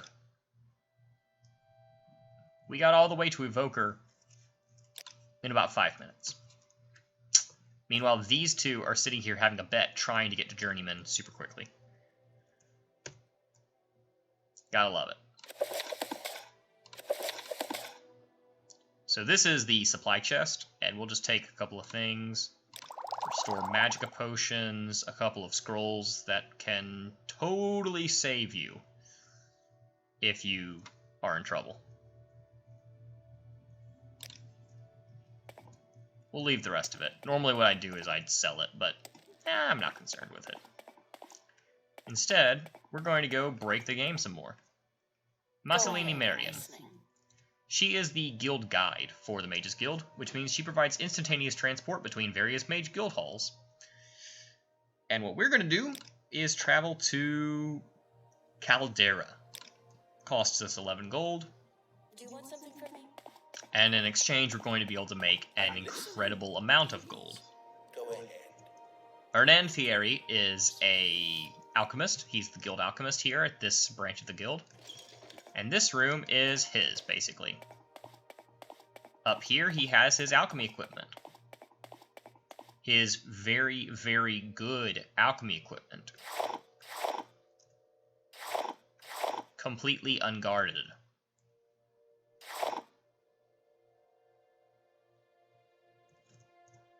You know what? I'll take all these. Why not?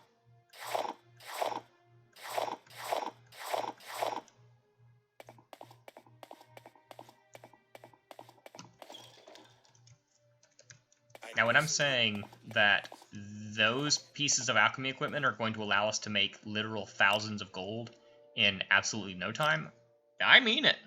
I suppose I have a moment. What is it? We've literally just gotten the key to making gobs of money. Have ourselves a nice little seat over here.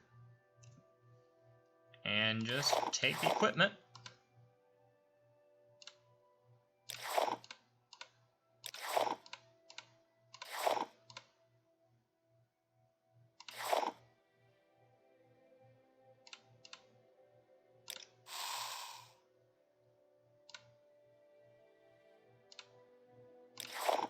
Now, unfortunately, you can fail to make potions as well.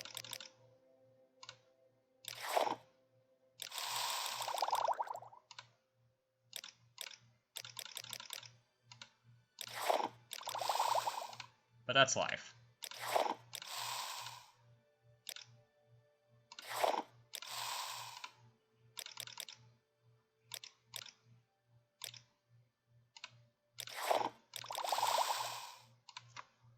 So what we're doing right now is just making some basic, quick and easy healing potions of stamina and health.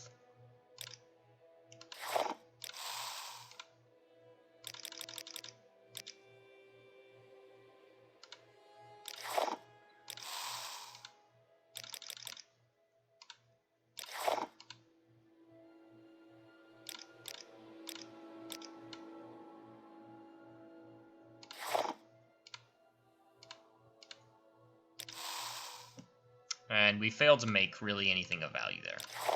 But that's fine.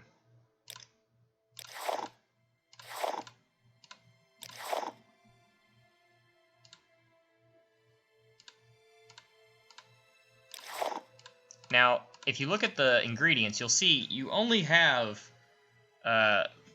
one of the 4 effects that they can impart visible. But that doesn't mean you can't create potions. You just have to mash stuff together until you get something popping up in the created effects. So you just cram random stuff together until you get something of value.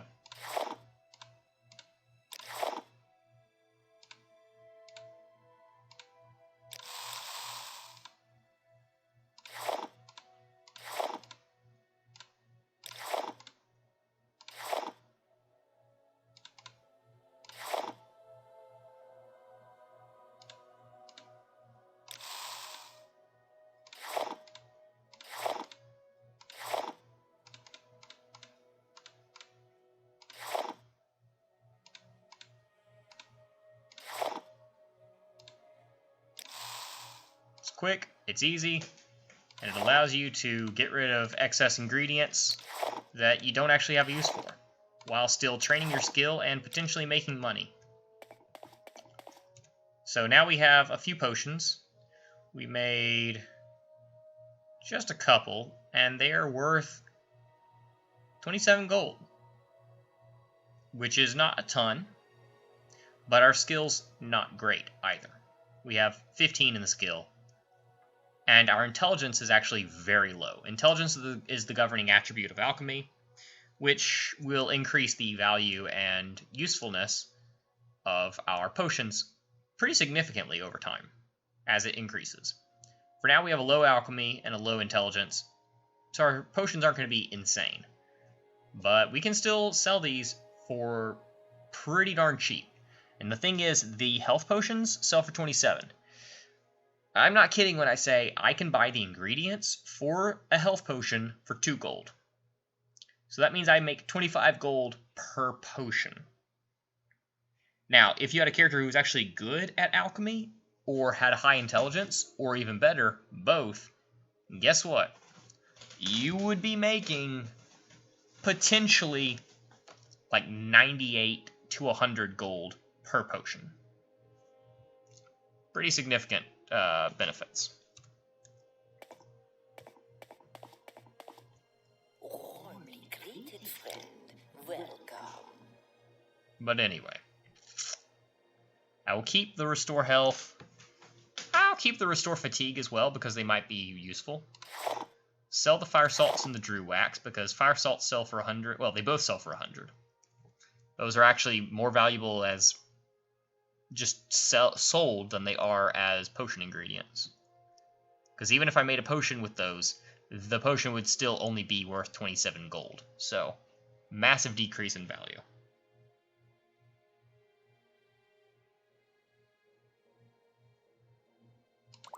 Sell the frost shield, the lightning shield, the fire shield.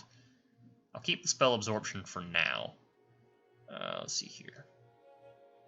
Keep those cheap potions.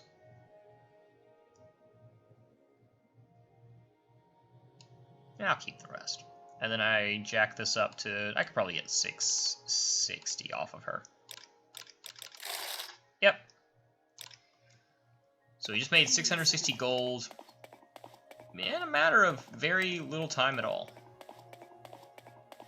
On to the Fighters Guild. I was about to say on to the Fighters Guild where we'll do our first quest, but that's not true. We've already done several guild quests.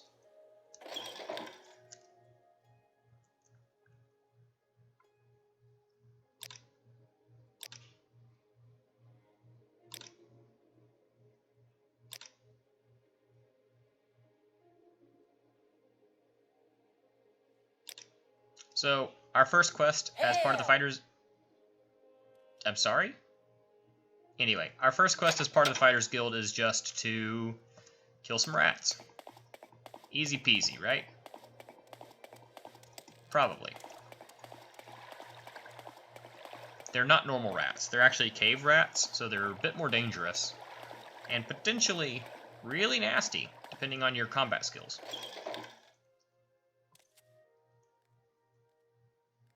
I'm waiting. Oh, okay, I'm sorry. Are you the one they sent to take care of the cave rats? These rats are such a nuisance, I'm worried they'll eat all my pillows. You like pillows, don't you, Eric? Anyway, I've got one trapped in my bedroom here, and the other 2 are in my storage area upstairs. Rats, that is, not pillows. Here's the key for that door. There are at least 3 of these beasts. I hope they haven't gotten into my good pillows. So yeah, we got a bit of a weirdo here, but hey, payment's payment.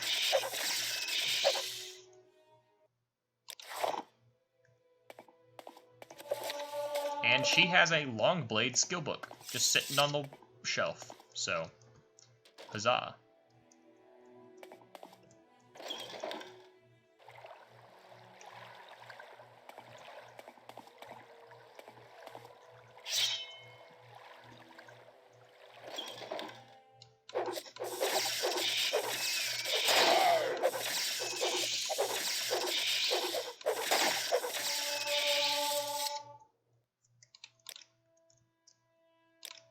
So interestingly enough, Oblivion actually parodies this quest.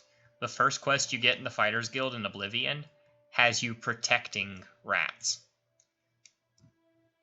Whereas this quest has you killing them. It's an amusing little twist.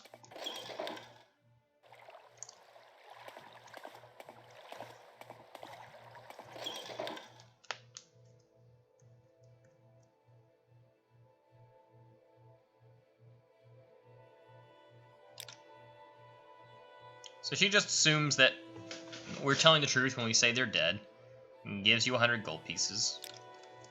Although, funnily enough, even if you didn't kill them, funnily enough, if you don't kill them, she will not give you the money. So, she's using her NPC omnipotence to, quote, take my word that I killed them.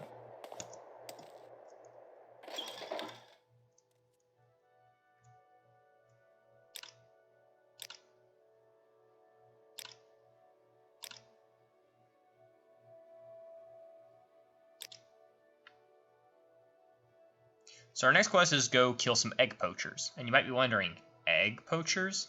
Yeah, there are egg mines in Morrowind. And there are poachers.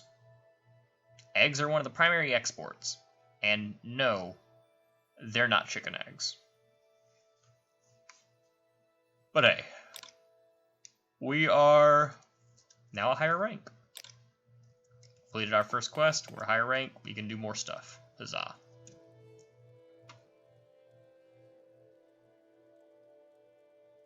So this guy sells some absolutely broken equipment.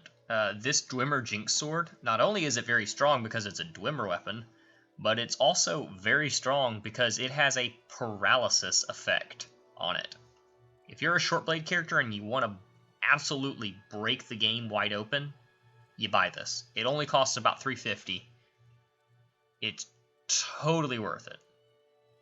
You will break the game with it. He also repairs stuff for you. For a very reasonable price, no less. Talk is free.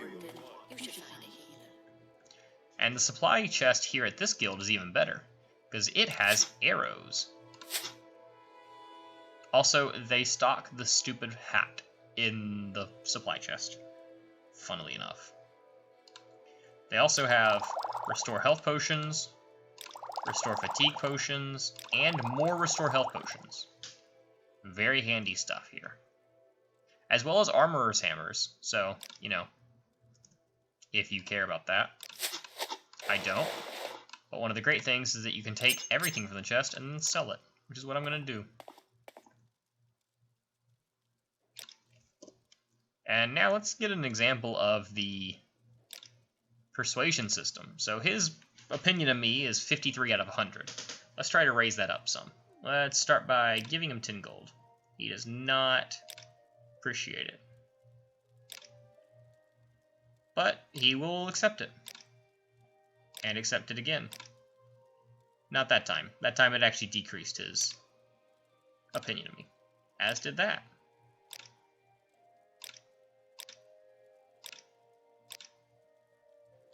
Now he's at 93 out of 100. And we spent, what? 1, 2, 3... We spent 40 gold to get him to like us a lot better. That's good enough in my opinion. Now we sell him this stuff, and we'll be more likely to get its actual value.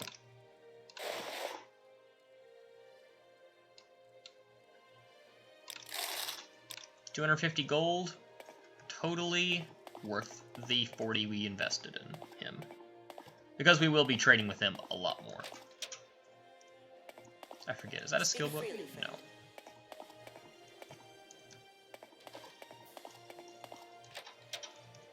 Also, in addition to being able to sleep at Caius Cosade's house, we can sleep at any of these houses as well. Or not houses, but any of the guild halls.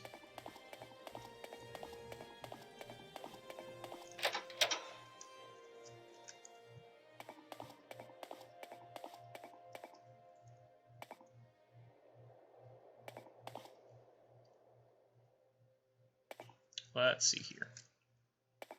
What do I want to do? Let's go kill the egg farmers, or egg poachers.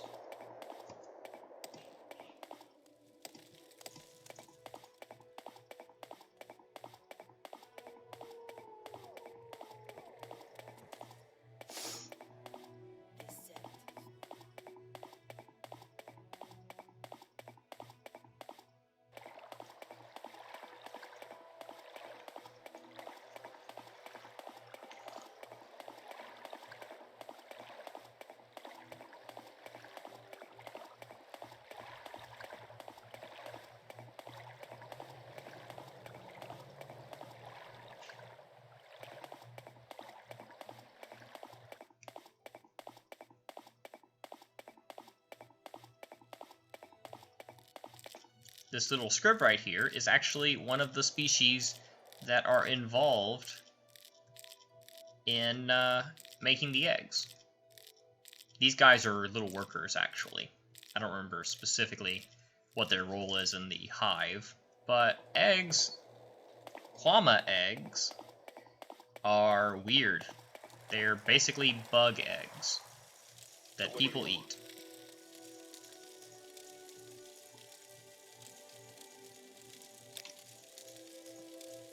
So this is these are two of the miners just sitting out here having a smoke break. And if you ask them about the poachers, they just say, could be hiding anywhere, not good people. Detailed.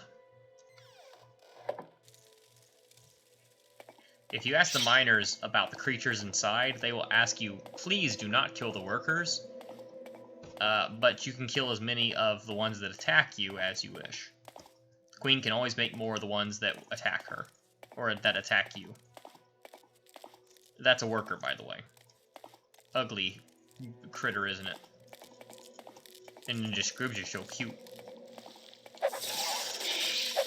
Hey, we got our first sneak attack there. That little critical damage pop up.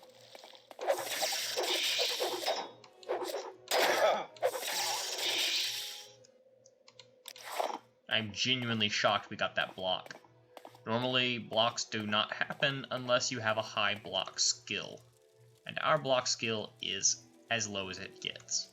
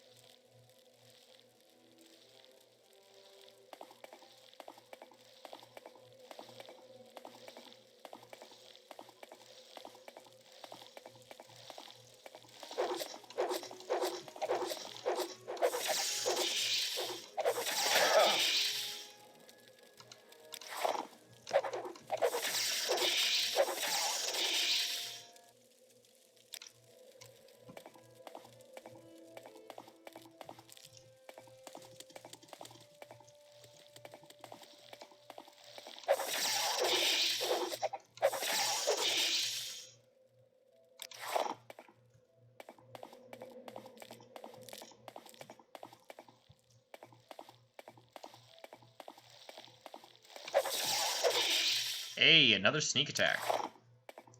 Having sneak at 35 really does make sneak attacks a whole lot easier to pull off.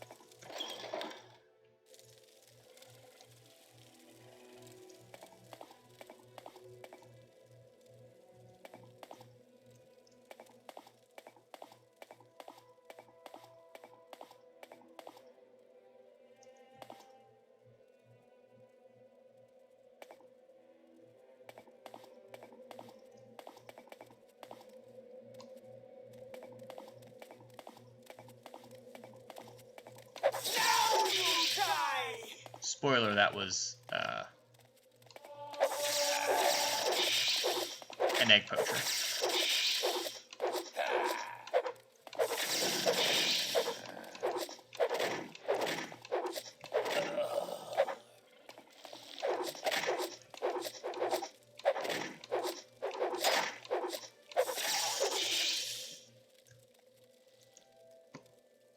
Yeah, they are not very dangerous because they just have a pick, a miner's pick. But they do have a lot of health, relatively speaking.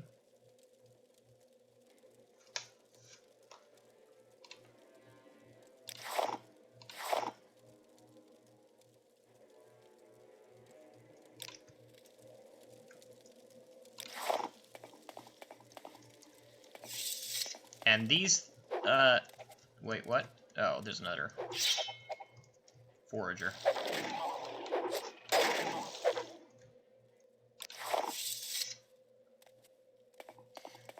These Quama are kind of like an ant hive or a beehive where they have the workers and then they have the queen. This thing is horrific looking.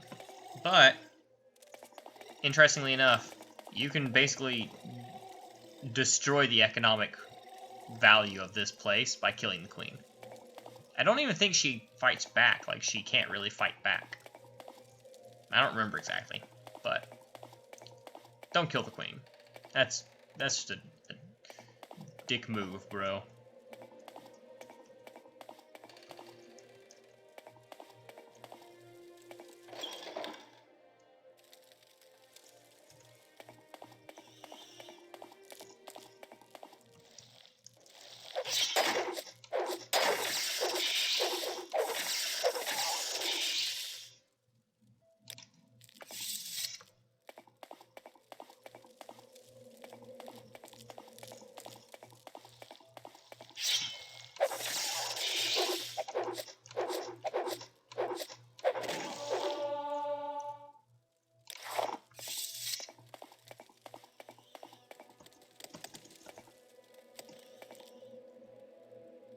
Yeah, here's another miner. While you're at our egg mine, please don't harm the workers. They won't bother you, but Klama foragers and warriors will attack you since they don't recognize your smell. Avoid them or go ahead and kill them if you have to. Don't worry, the hive can replace them fast enough. And then there's the good little scribs. Come on, then. Say something or move on. Okay, geez, I'll move. Anyway, there's the cute little scribs, who, you can totally kill, but why would you? They're adorable.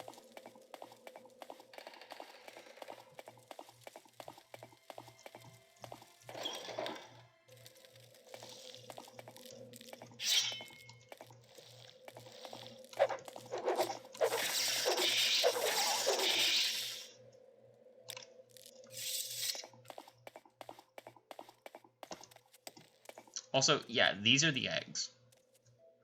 Those are egg sacs that you can harvest the eggs from.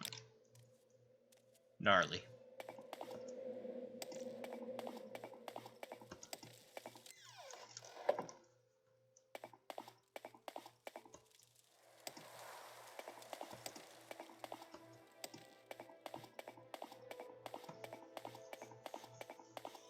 And that's our second Fighters Guild quest. Done and over with. A very easy process, if you ask me. Not that I'm complaining. Easy is good.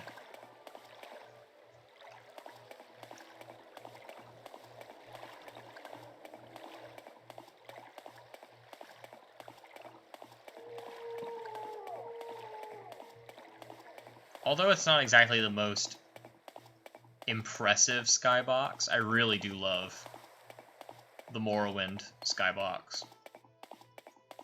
Let me just look at that.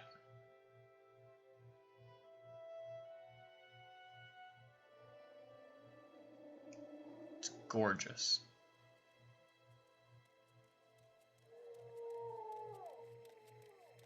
Anyway.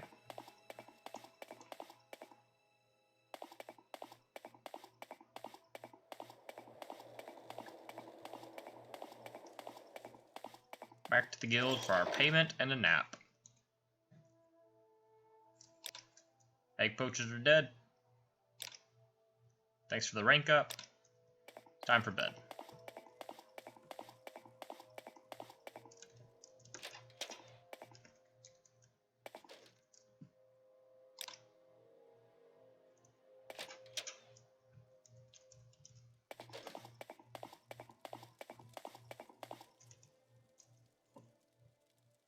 Alright, now what to do, what to do. Did you want something? No, I'm good, thank you. How much money do we actually have right now? 3,000. We've got a pretty penny in our pockets. I mean, I have been doing lots of little things to succeed more financially. Speaking of which, let's go break the economy with potion making. real quick.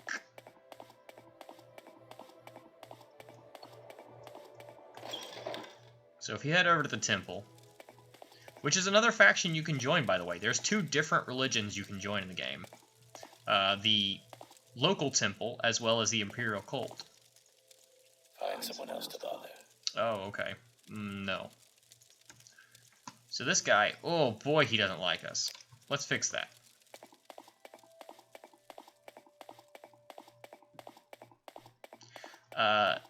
They don't really like outsiders very much.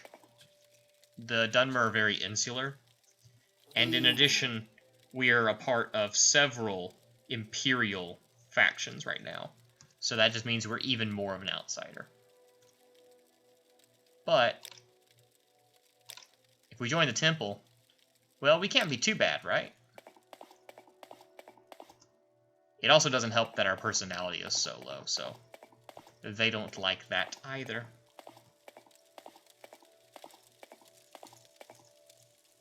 Quickly, Outlander. I haven't much time. So this guy sells marshmallow and wickweed, both of which are a single value. He sells them 5 at a time.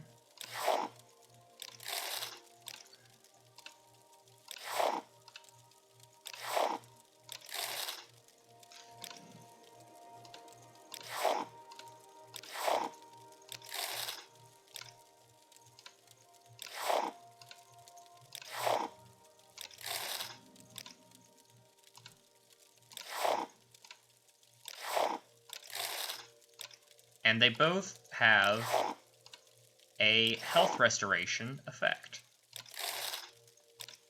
So, if you use both of them to make a bunch of potions using your master level alchemy equipment, you get a very easy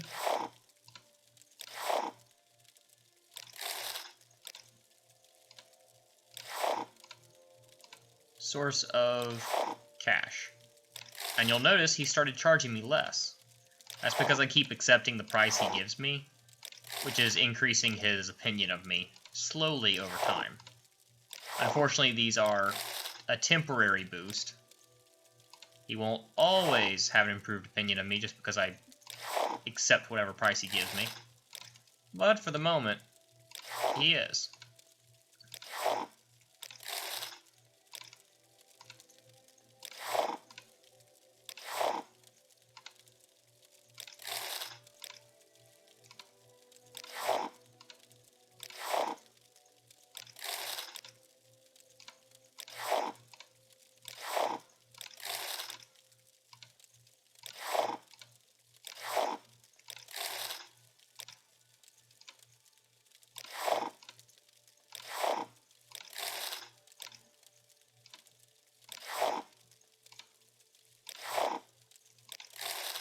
I'm just going to buy until I've got 200 pounds worth of gear in my inventory, which is 2 more 10 packs of health items.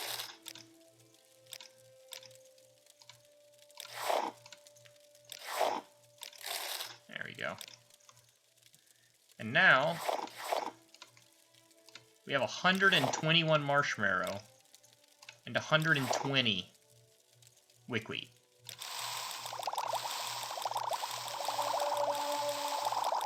Yes, we fail a lot, but we're increasing our skill at a pretty steady clip.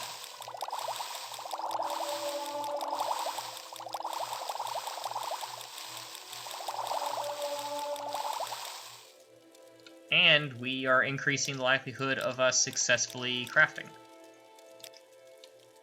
So as a result, we made a bunch of healing potions that are pretty good. 60 total health, 6 points for 10 seconds. And our value is already increased to 31 per potion. So, not bad. Not bad. End result is we now have a really easy source of money, and we've got a lot of healing potions just sitting in our pocket. To the extent that I'm actually willing to sell potions.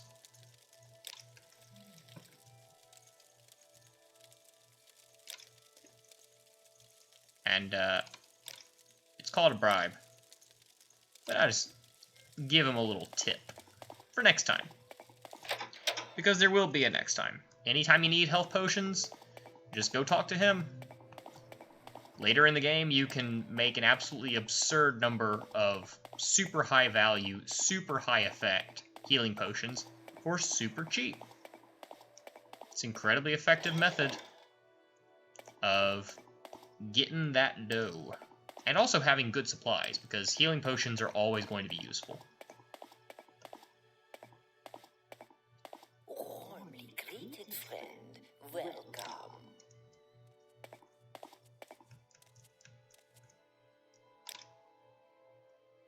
Let's take a nap to regenerate our stamina, Day to you, because friend. stamina does have an effect on bartering.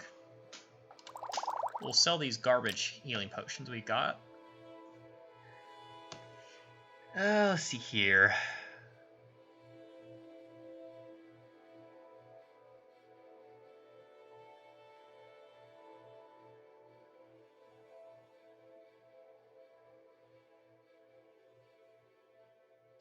That's fine. We'll sell them for 160.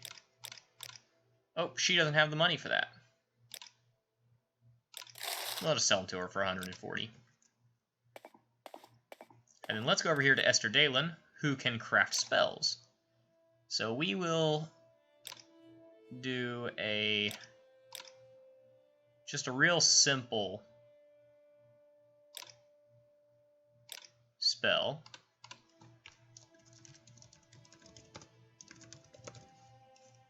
Called Restoration Training. Restore health 1 point on self. Costs 1 spell point. We have a 42% chance of successfully casting it. It costs 7 gold to make. And it is a great way to train our restoration skill. Let's also do Sanctuary on self. 1 point to 1 point for 1 second. Call this Illusion Training. Again, 1 point cost, 7 seconds, or 7 gold. And we have a much higher spell chance to cast because this is one of our main skills, our primaries, our majors. And what spells do you sell? Paralyze. Sound.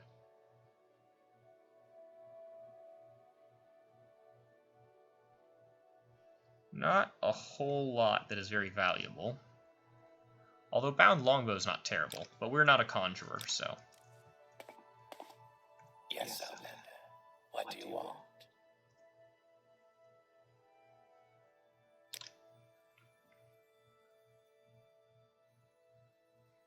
Charming Touch is an incredibly powerful spell that actually doesn't work properly. It costs an absurd amount of money, and you can't cast it because it costs too much mana to actually cast.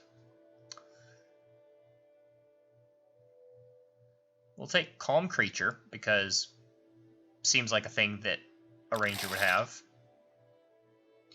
We'll take Buoyancy and Water Walking and Water Breathing. And we'll take Ondusi's Open Door. We'll take Levitate. Alright. Some good spells that we may not be good at casting, but they will be things we can train up. Come back here, Esther Dalen.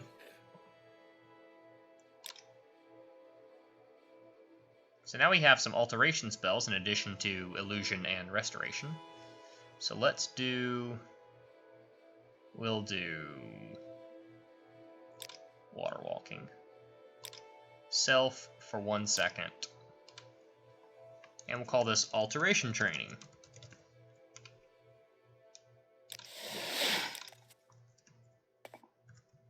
All right then, I'm listening. Now we just have some very quick and easy training spells that we can whip together and use anytime we need.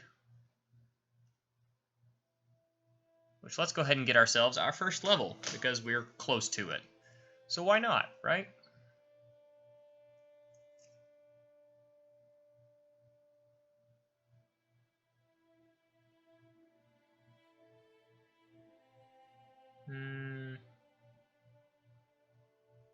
Let's boost our restoration first.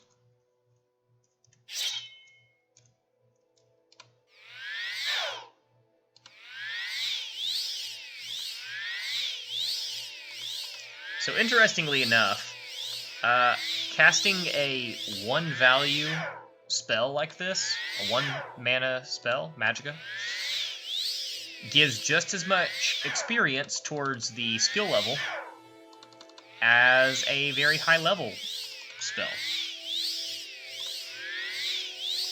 Always thought that was weird, but hey, it works.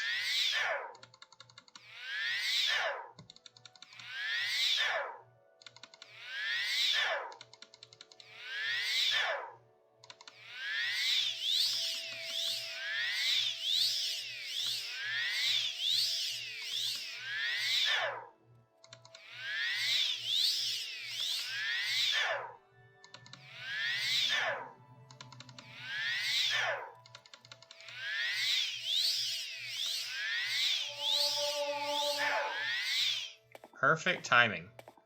The last point of Magicka we have, and it gives me the level up.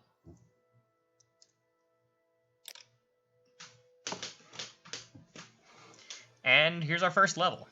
We'll take luck and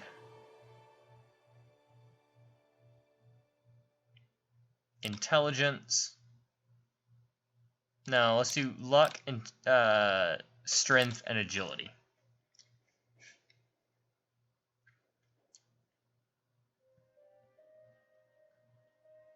You'll notice these modifiers, these are based off of the types of skills we trained on the way to leveling up. So if we did a lot of, like if we got 10 skill levels of heavy armor, we would have a ×5 modifier for strength. Absolutely crazy. You can do very efficient leveling if you're very particular about how you train, but I'm not being that particular. I'm just doing what I'm doing. I'll get what I get.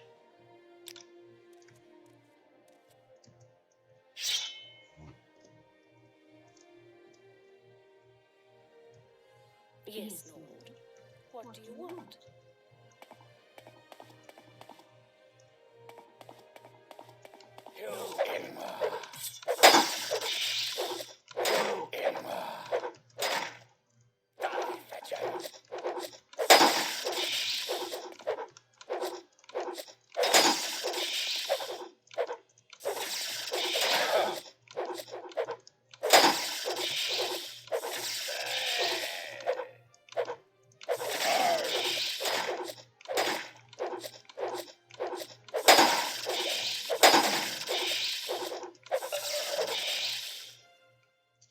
Why did we just get attacked by an assassin?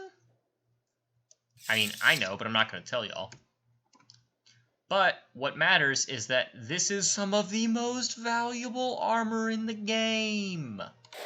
I mean, we're going to equip it for right now because it's also very good armor. Well, we'll equip the parts that are not medium armor, because our main skill is still medium armor. So the helmet and the cuirass we will not use because we already have medium armor for those slots. Or for everything else, we will take the gear,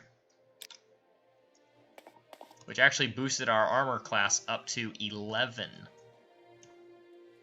And, I mean, we look a little silly, but a lot of the time you look silly in this game, so it's whatever. The reason I realized that guy was there was because I tried sleeping, and it was like, there are enemies about. You can't rest. And I was like, ah, yes, the assassin.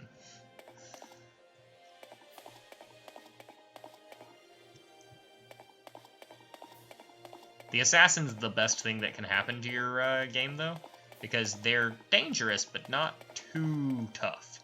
And they give so much money in the form of their incredibly valuable armor. I love it. I like what I see. Well, that's a little creepy, Wayne. But hey, you know, that's life.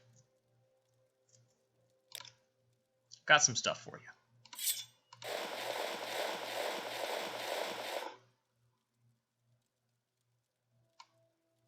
I want 1,000 gold for that.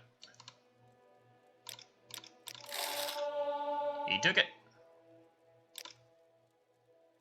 Now then, we've got a lot of cash. I mean, we've got 3K. Yes. Even after buying all the spells and everything, the assassin came in at a perfect time because he gave us more money to spend in the form of his beautiful armor. So let's go buy some new equipment. First, we'll stop in at the Razor Hole, which is primarily a weapon shop, I think. You're on your honor. Don't press your luck. Yeah, this is a weapon store, which is primarily useless, or largely useless to us. It does have a longbow, which is a whole lot better than our shortbow. So I'll sell the shortbow and take a longbow instead. Which, the longbow he's selling is actually almost broken. So the trade only cost us 2 gold. Sure, we'll have to get the weapon repaired, but I mean, it costs 43 gold. That's not bad. Might cost even less if we go to Wayne, because we're friends with him. Close enough friends that when we walk up, he goes, "I like what I see."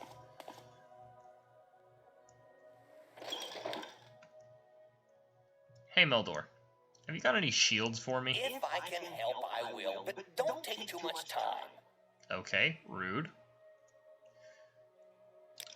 Then again, it's a wood elf. What do you expect? So he actually sells a very good shield, the Drew shield. And I forgot that this was here. He also sells the Drew helm. So I'm going to see if I can convince him to like me enough with a little monetary solution.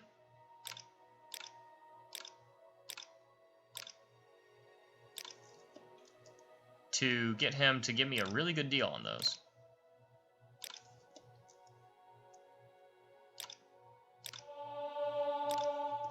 So far, the answer is yes.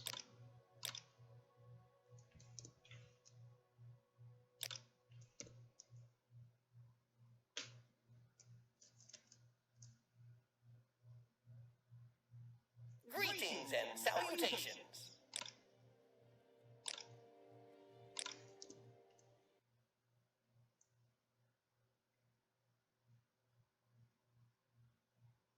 Greetings and salutations.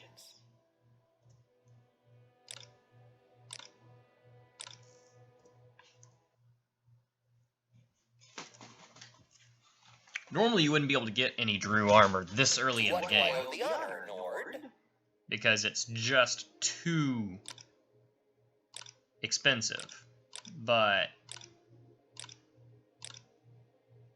we're actually pretty wealthy at the moment,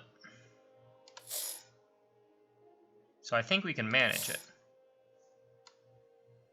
You might be dead broke by the time we're done, but I think we can manage it. Will he sell both pieces to us for 3,076 gold? Yes, he will. We are now completely broke. But we have a couple of absurdly good pieces of equipment that look absolutely ridiculous, mind you, but still incredibly useful.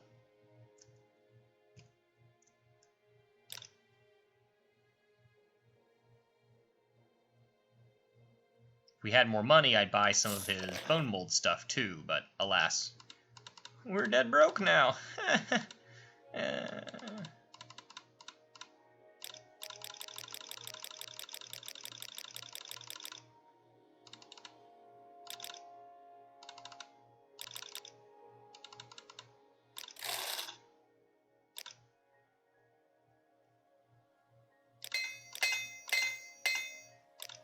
And we're back to being broke again. But some of our gear's repaired, so that's nice. So now we need to find a quick source of cash. And I'm thinking...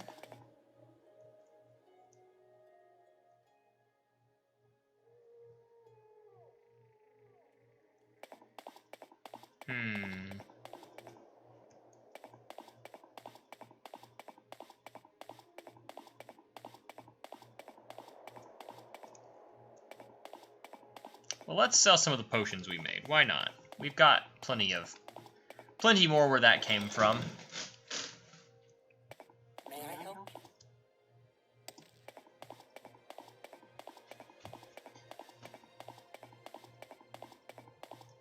I see day to you, friend.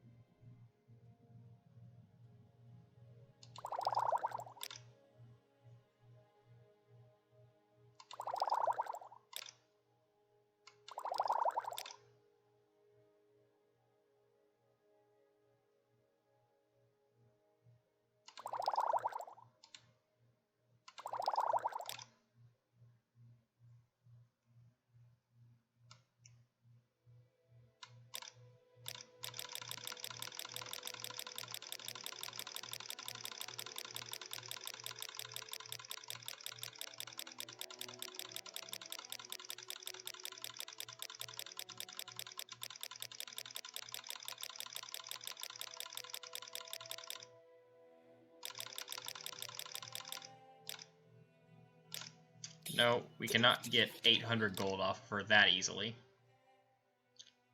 Unfortunately.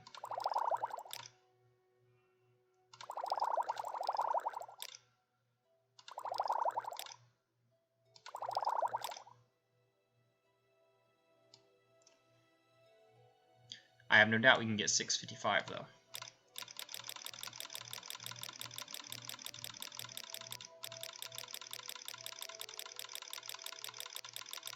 I say I have no doubt. Apparently I should have some doubt.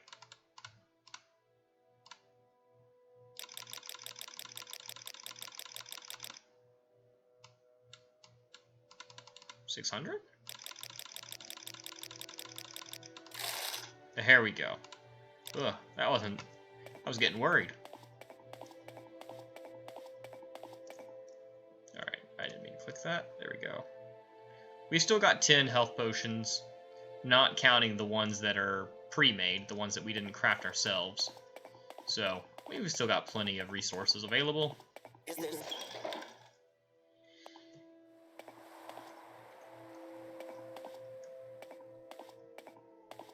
Now then, what to do, what to do. We didn't actually get the quest for the Fighters Guild, the next one. Aren't you a sight? What can I do for you? Yeah.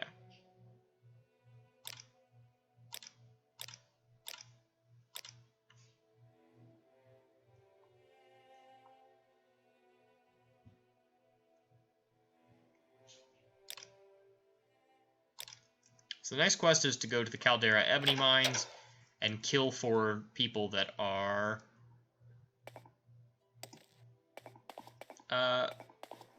causing problems. Basically, political struggles. Political infighting. And we're told to go deal with it. Which, you know.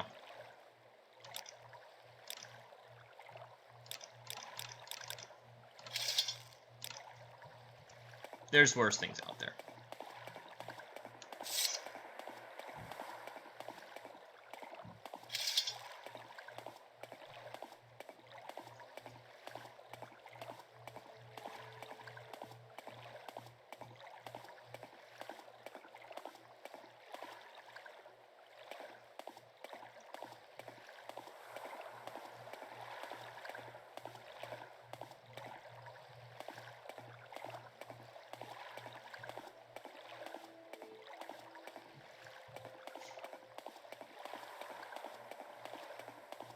This quest also ties in beautifully to the first Thieves Guild quest, because there is an opportunity to get a diamond. Hey, got the kill. Oh.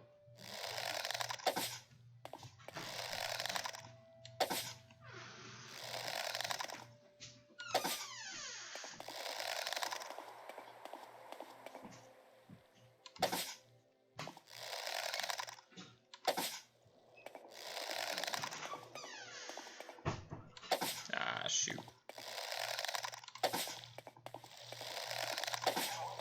Hey, there we go.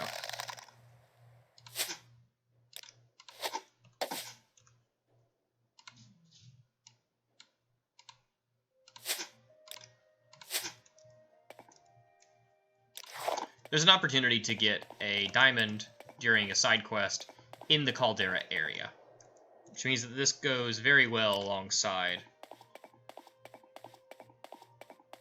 the Fighters Guild quest. Two birds, one stone, that kind of business.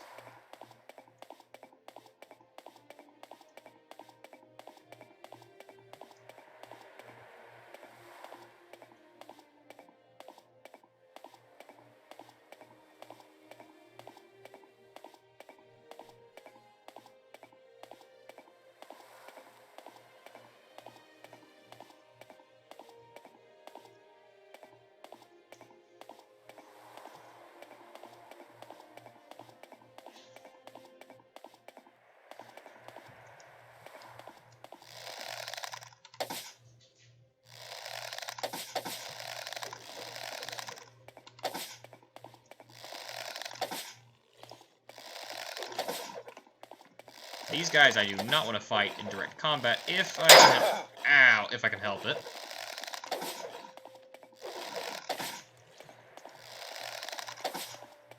Because they are not friendly. They hit kinda hard. I've actually got good armor, so that makes things easier, but they're not a joke.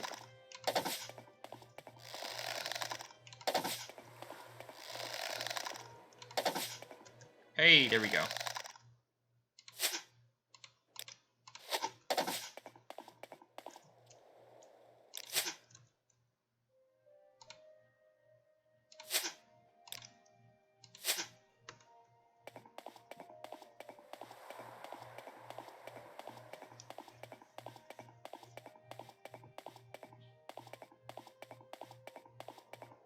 Now, running backwards while firing definitely does not do well for accuracy, because you're burning through your stamina super fast. But on the other hand, getting eaten by critters is also not very good for your stamina either. So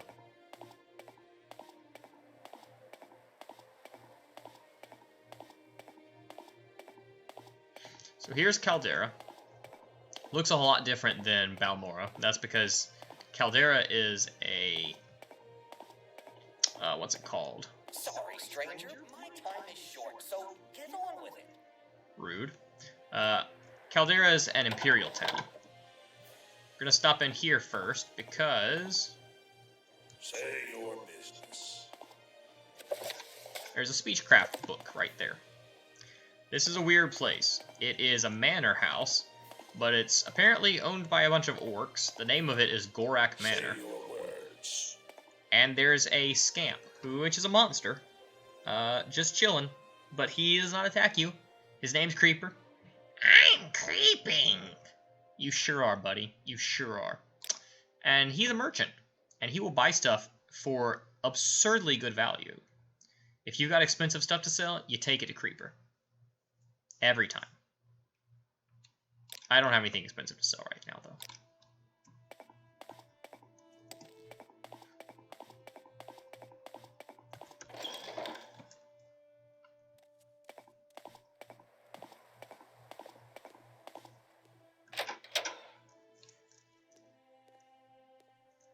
We're also here for that. Yes, friend. Imperial Dragon Scale Cress. Very, very juicy. It's expensive because we're pretty poor right now.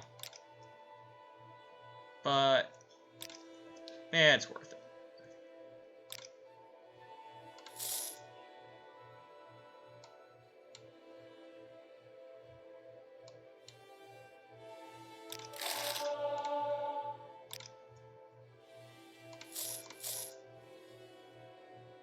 That increased our armor by another 3 points.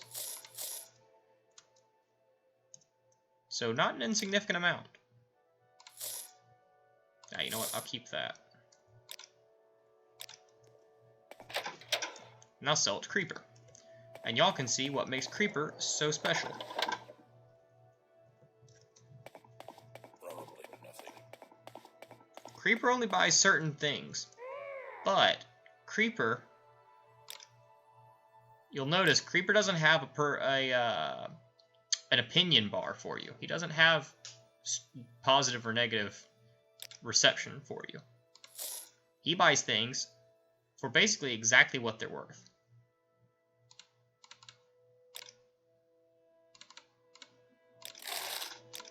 I'm not sure why he sold that to me for slightly less than max, but I think it's because it was damaged. Say your business. Say your needs.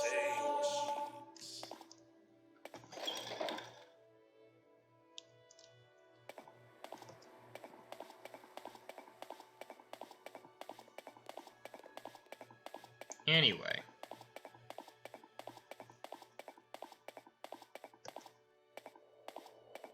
Let's get this over with quickly.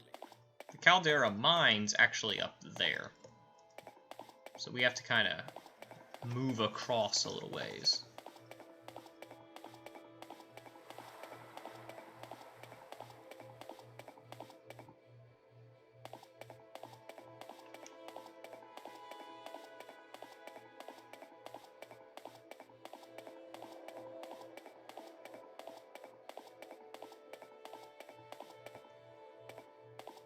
And yes, that's a naked Nord. Why is that a naked Nord? Well, let's ask him. Hail and well met, stranger. As ye can plainly see, I require some assistance if ye be kind enough to grant it. I need help finding the festering witch who has robbed me blind and left me for dead. A witch she had to be. I was on my way to Caldera when I met her. She was a stranger here, like myself, and our conversations lightened the burden of travel. She was quite friendly, and, well, you know, we set up camp together. But that night she revealed the witch inside, cast a spell on me. I couldn't so much as blink. Stole everything, even my worn-out clothes. But most importantly, she took my prized axe Cloud Cleaver. Join with me, stranger, and let's find her and extract her entrails together. Yeah, sure, why not? I knew you had the bloodlust in you, stranger. I believe she is still camped where I left her up to the northwest, though I could be wrong as the spell disoriented me a bit, it did. You know this area better than me. Lead the way. This witch shall rue the day she met Flormar Winesot. Okay. So, just a random naked Nord apparently had his stuff stolen by a witch. Who are we to turn down a fellow looking for help, right? After all, he's a fellow Nord. It's not hard to find the witch either. She's over this way.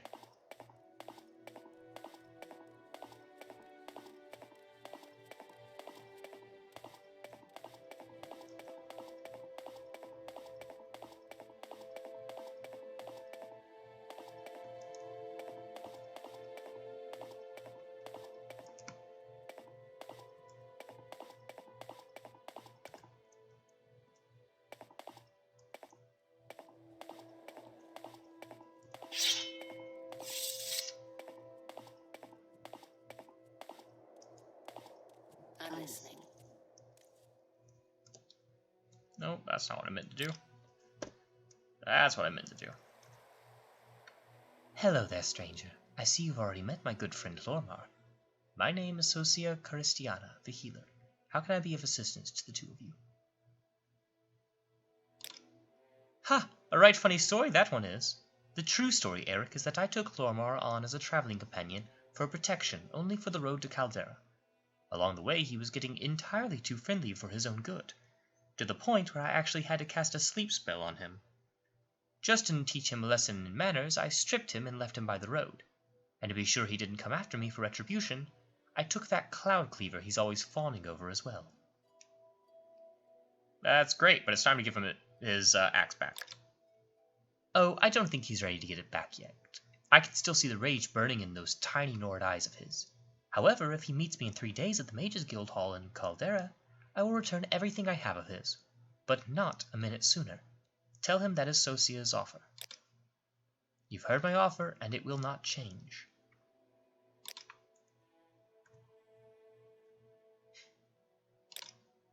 Well, I'll not be waiting another 3 days to have me bloody axe when it is in the hands of that damned witch. Are you going to help me, friend, or are you going to believe the lie spilling out of that witch's face? Yeah, we're siding with our fellow Nord. This is too easy. Then let's show this witch the way to her grave together. Come on, fight!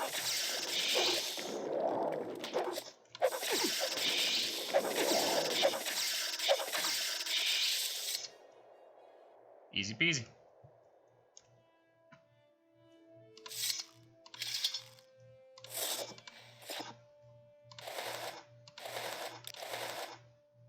You have Cloud Cleaver, my friend.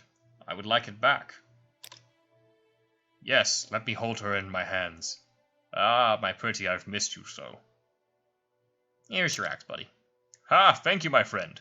I noticed you admiring the way I fought that old witch even without the aid of a sharp blade. I don't have any money or treasure to thank you for your help with, but I can give you a few pointers that will help you be stronger in a fight. And this is just a very easy way to get a boost to your strength. He just increases your strength score by 2 points. Which, yeah, I'm not going to turn down. There's a few different rewards from that quest that you can get. You can kill both of them, take Cloud Cleaver for yourself. You can kill... if you decide to side with Socia, Lormar will attack you, and you kill him, and then Socia will put in a good word for you with a friend of hers, who's one of the master trainers of the game, which is, you know, cool and all, but also actually getting a physical reward is even better.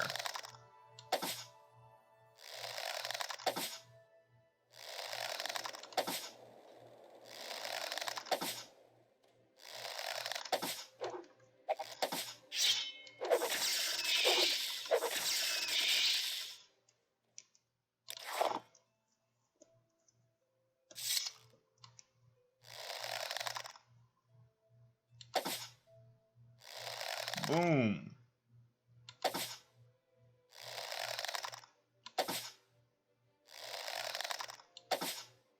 Boom. Boom. All right.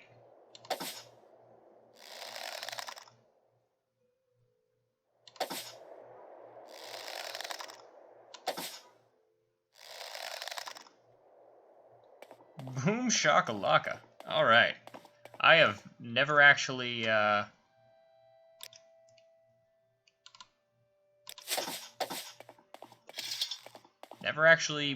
done much archery in this game. Ah, shoot, there's one more. So, to be as successful as I've been thus far is really nice. Because early game archery can kinda suck. But anyway, Bugger all grow bagel. Hey you, you're not one of them town bosses, right? How about you help me? Huh? I'll give you a present. Yeah, a present. A good one too. Really, smart guy like me not try to cheat brave hero like you. Come on. Help you, huh? You wanna help? Sure you do, good friend. Look, these guys in Caldera think I did something bad, so they're looking for me. I'm too smart for them, though. I can hide real good. My friend can help me. Maybe you'll bring her a note for me? Or I can give you a present. Really? Good, good. I guess you know how those town bosses can be too. Mean. Good thing I'm spotting them. You take the note to Bashuk Grabat in Caldera. She's a good friend of Buckroll. She helped me out. You're okay by me. Yes. I love Bugrel. Great guy. Great guy.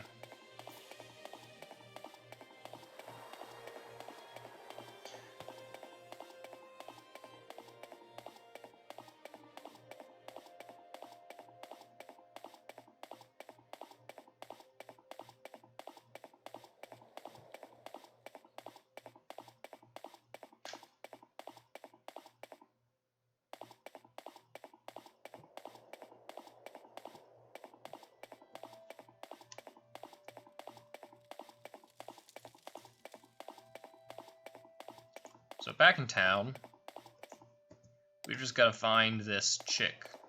What was it, Bagrat? Grabat.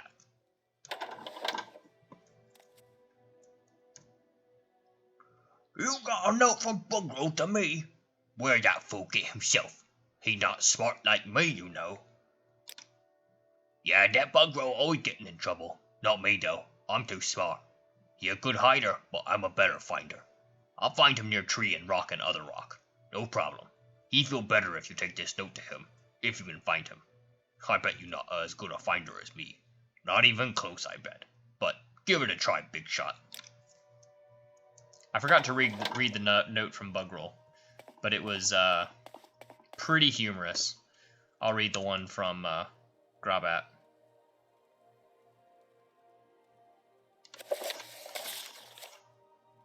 Bugrel, say where you're going. We'll look for you there. Who is the stupid Nord, anyway? Don't tell about what we did to that town bosses know we did. Oh, sorry. Don't tell about what we didn't do that town bosses know we did. Better that way. Shh.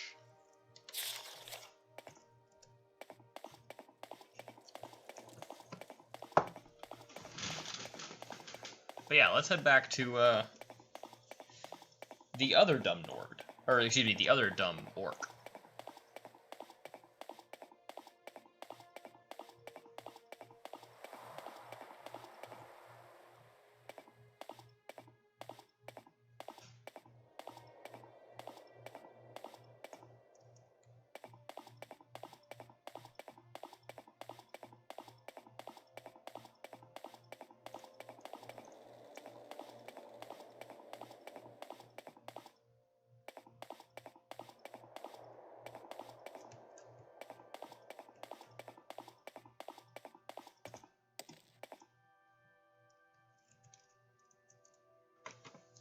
Good, you back. You got a note from Bashuk? Gimme. Phew, good thing you got my note to her. She'll help. I suppose you want your present? Here's your present. I'm sure you'll like it. Eat a nice rock. Ha ha ha, stupid hero. Diamond has been added to your inventory. Yes. Yeah, okay, buddy. You really got me. You gave me that useless diamond. Oh boy.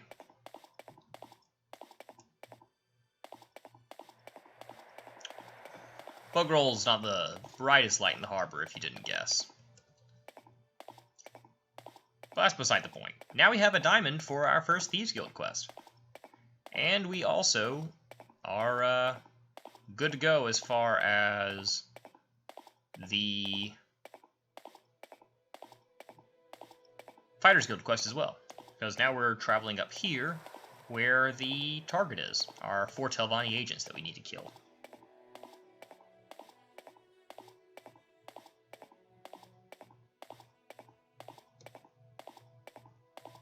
I wonder if this guy knows anything about him.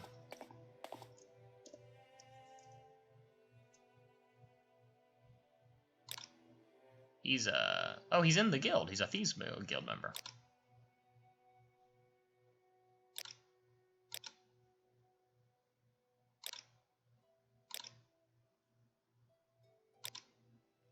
He's a scout, so he knows things.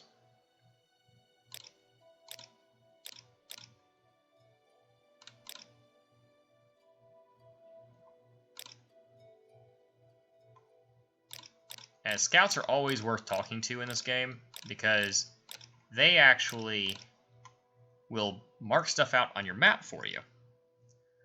So, very handy. Let's ask him about the Telvanni agents. This is going to be fun.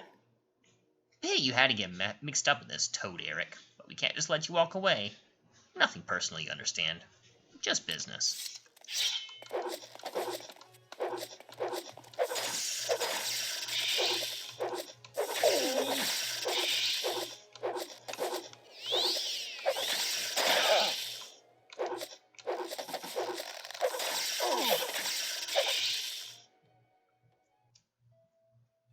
And there we go. One dead Telvanni agent.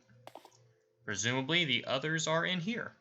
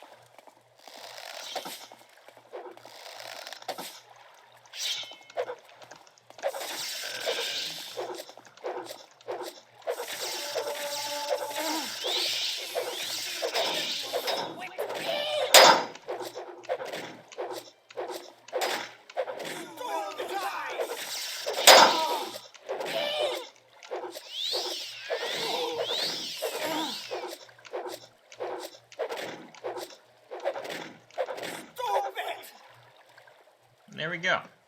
3 dead Telvanni agents.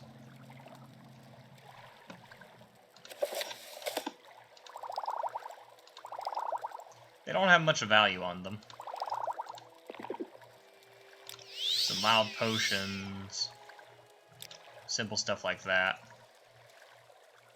She does have an iron shard sword, which is basically the same as our iron spark sword, only it does frost damage instead of shock damage. But shock's actually worse than frost. Or shock is actually better than frost, so not really a whole lot of value to taking her stuff. And we are over-encumbered. This is a common thing that happens in this game, unfortunately. Doesn't help that we have 10 pounds of arrows.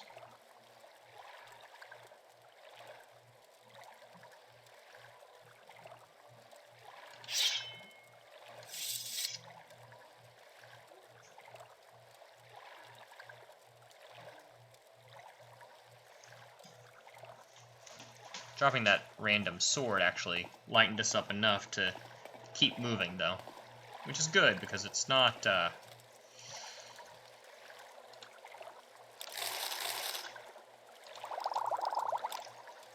not great to be over-encumbered.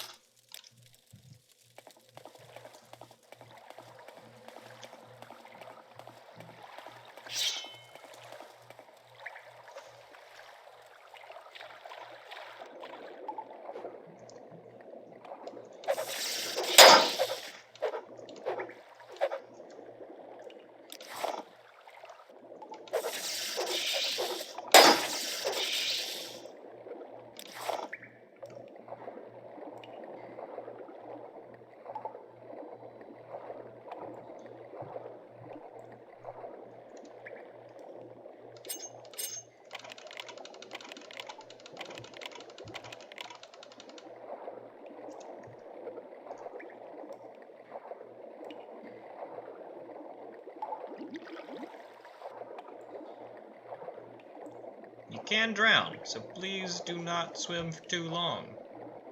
Like I just did. Took a couple points of damage just because I was being dumb.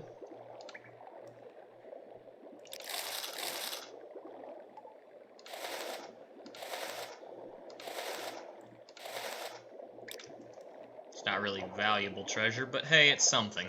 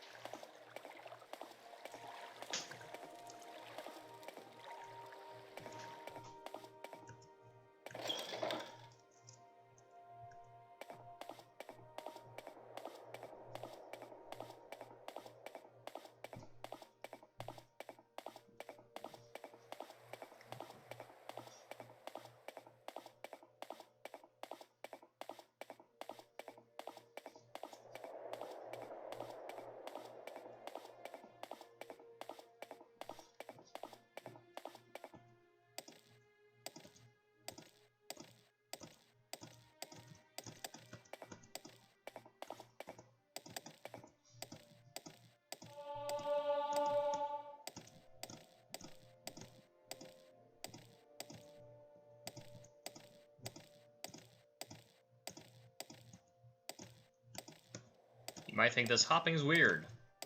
I mean, you would be correct, but it's also incredibly intelligent. It's actually faster to hop everywhere than it is to run. Kinda, I mean, we have 100 speed, but still.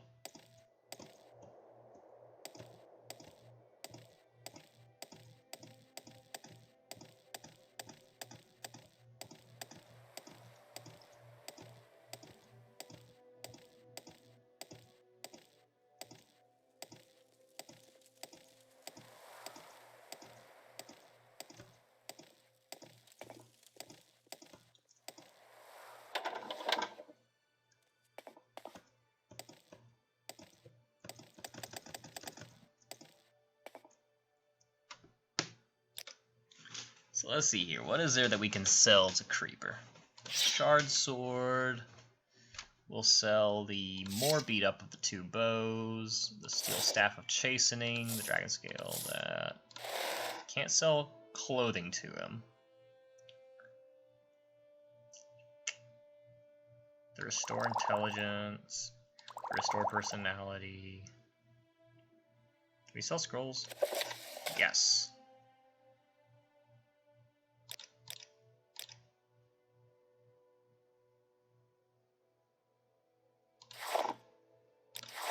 Yeah, I didn't think we could sell those to him.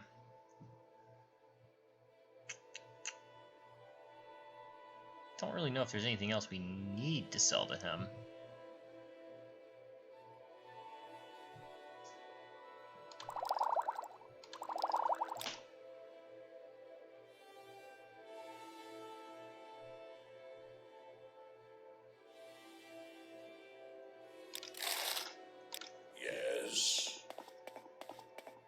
The one downside to selling to Creeper all the time is that you can't get any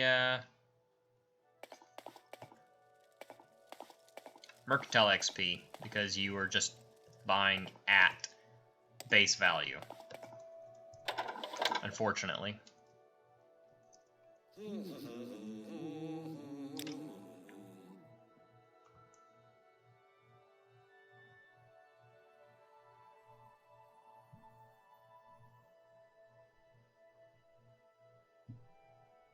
This shop sells some really good stuff, but not really anything for us. No, that's not entirely true. He is selling Imperial Chain Greaves, which are pretty juicy.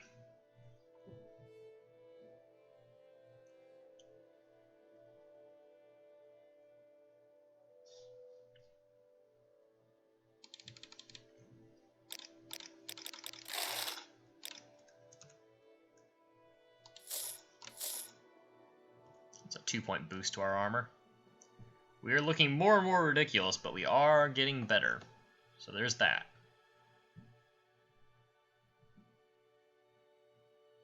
And at the very least, the cuirass we're wearing looks really cool.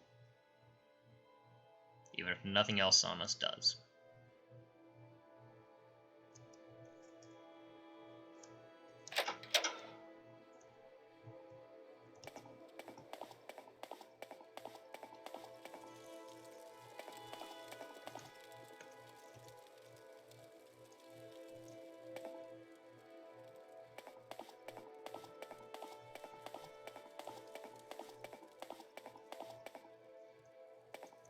You know what? We'll walk back to town. I was gonna take the Silt Strider, but nah. It's close by. Did I go out the... I think I went out the wrong entrance. Gosh, dang it.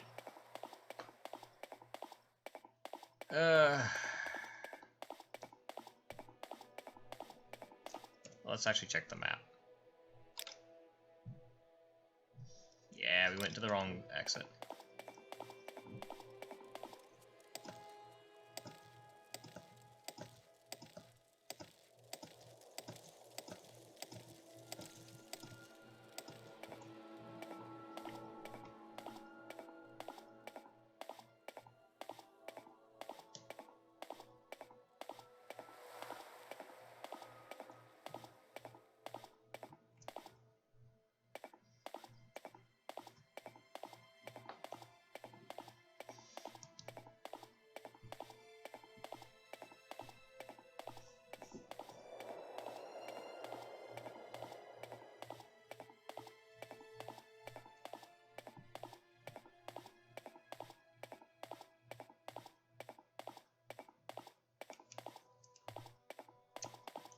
Wanted to sneak for a ways because I did not want to get caught by that nasty pair of elites. Or that actually may have been Kugudi.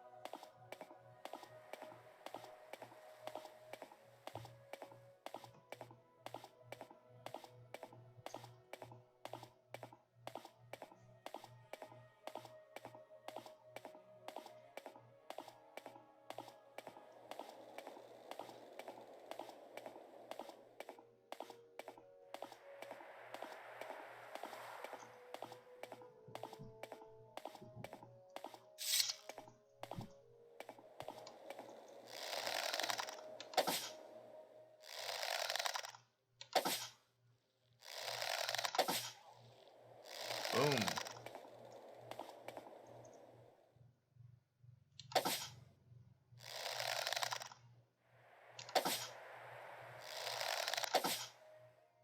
Boom. All right.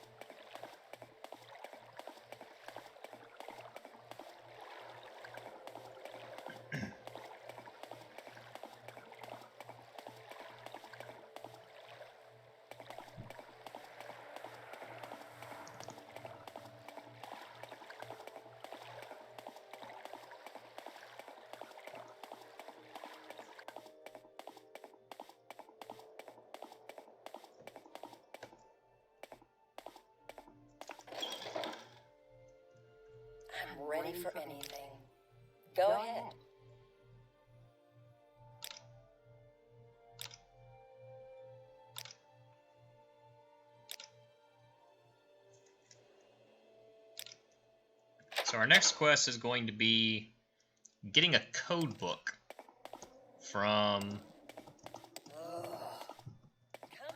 Shut up, lady. Getting a code book from Sotild of the Thieves Guild. Which is an interesting quest, because that's the first time that we see a crossover between the Thieves Guild and the Fighters Guild. Speak up! I really don't have time for this, so make it quick. And here is your diamond, Tabasi.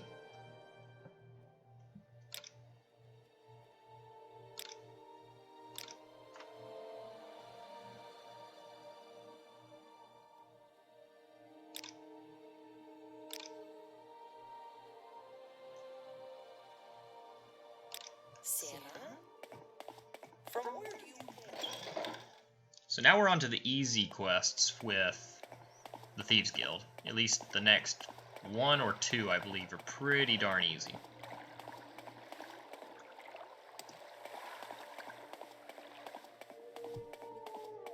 I'm gonna run over and take a nap at the Mages Guild first, though, just because I'm pretty beat up.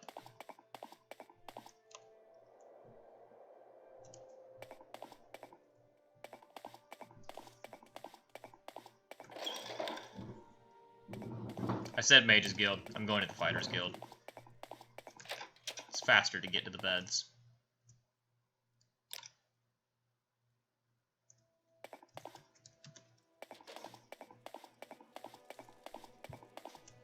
Yes, sir.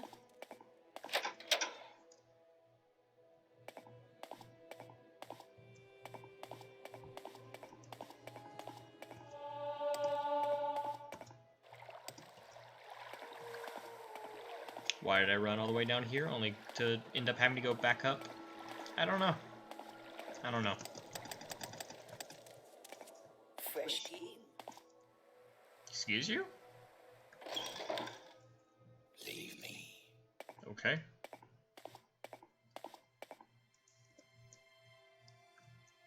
So this guy has the key we need. And if we put a little money in his pocket,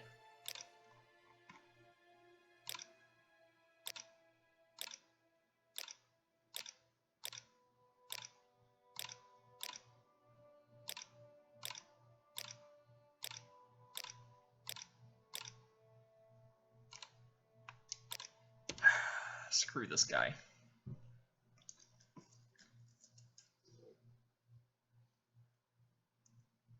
There's a reason I quick save before I talk to him.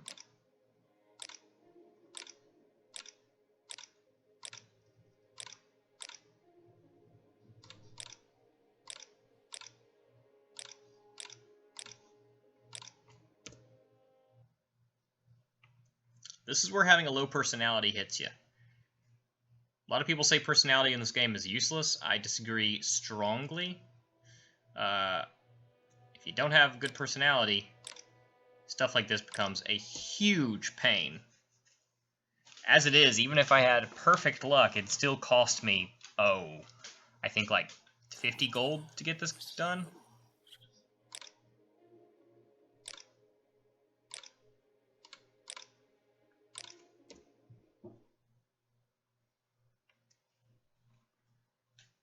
Makes you want to just kill them, but then you've got an assault charge on your hands and a whole bunch of people that want to kill you,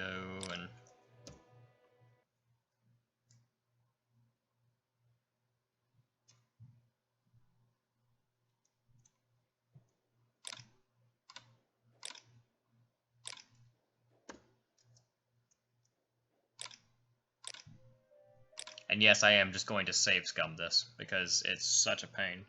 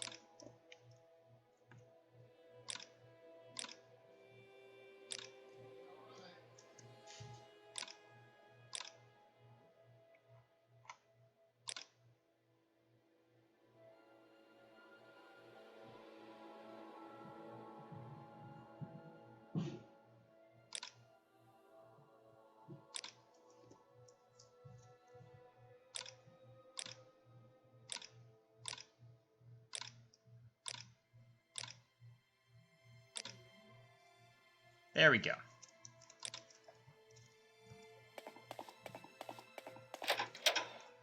Cost us what? 50 gold?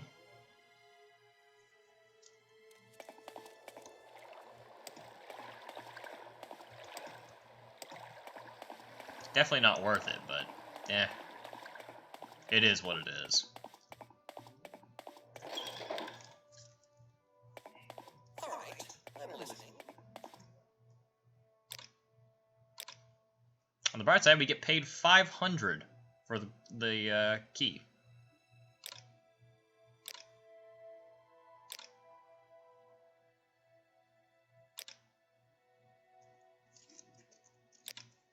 Our next quest is actually a big pain, and I'm not going to do it right now. I did not realize this was the next quest.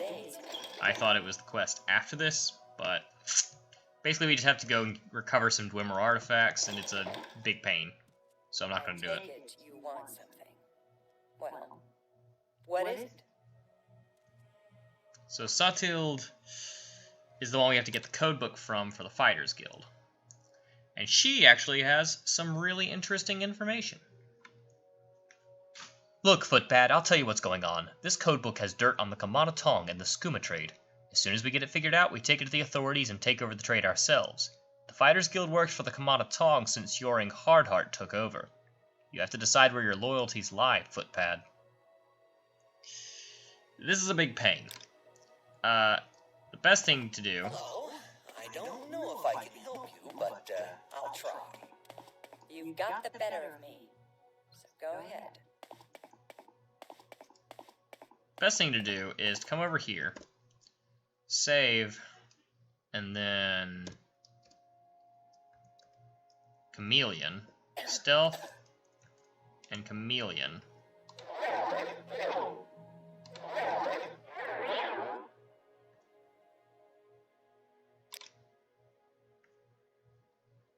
Quickly, over here! To try and steal it from her. That requires you to be successful, though, so we'll see if this works. Funnily enough, you have to steal from the Thieves Guild.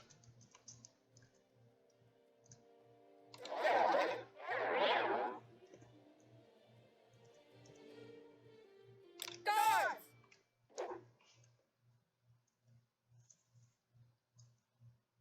And pickpocketing is not very easy in this game either. It doesn't work very well.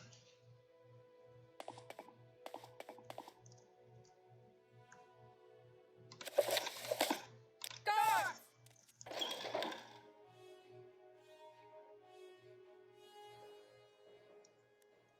So, I mean, we got the code book. Problem is, we got expelled from the Thieves Guild, and we got reported for crime. So, that doesn't actually count as a success because the Thieves Guild are the people you go to get a bounty off your head.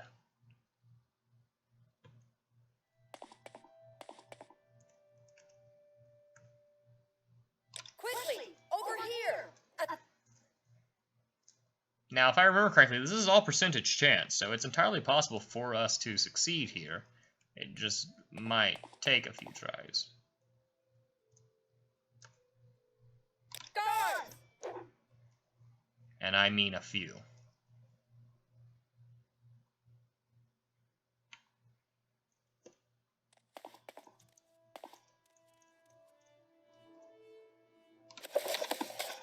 Don't move!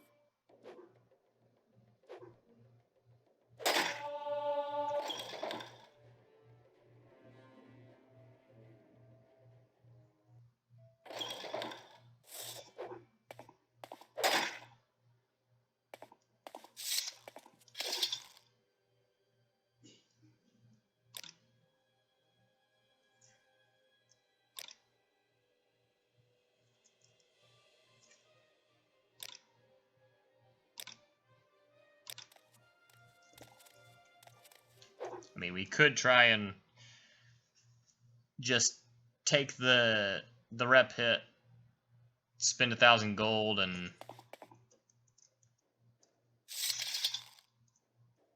Today's your lucky day.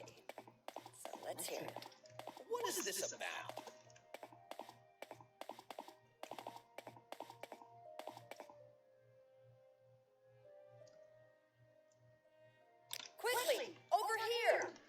Yeah, this isn't really going to work very well.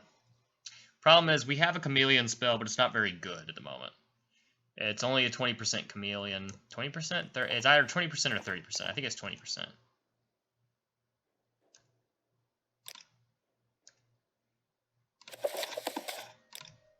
Holy cow, we did it. Holy cow. Oh my gosh. Save, save, save, save, save. Yes. Okay. Didn't expect to succeed here. I thought I was going to have to postpone this quest for later. Alright. Woo! I'm excited now. Don't press your luck. You're on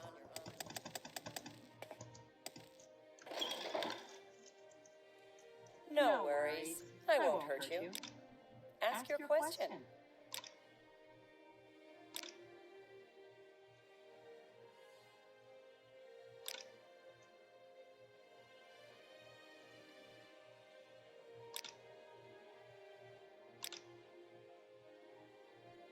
Alright, so we've successfully gotten one of the more annoying quests done, and we've not been expelled from either guild, so huzzah.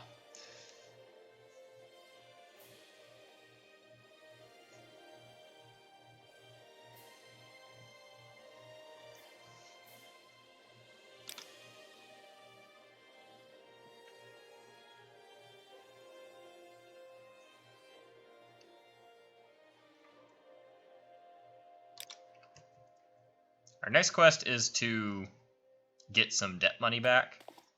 And there's a whole quest, big obnoxious quest involved in it, and I don't actually feel like doing it.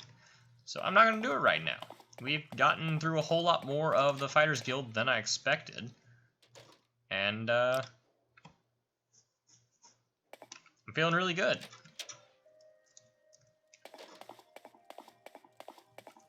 We have not yet made a hard save, so I'm going to do that now.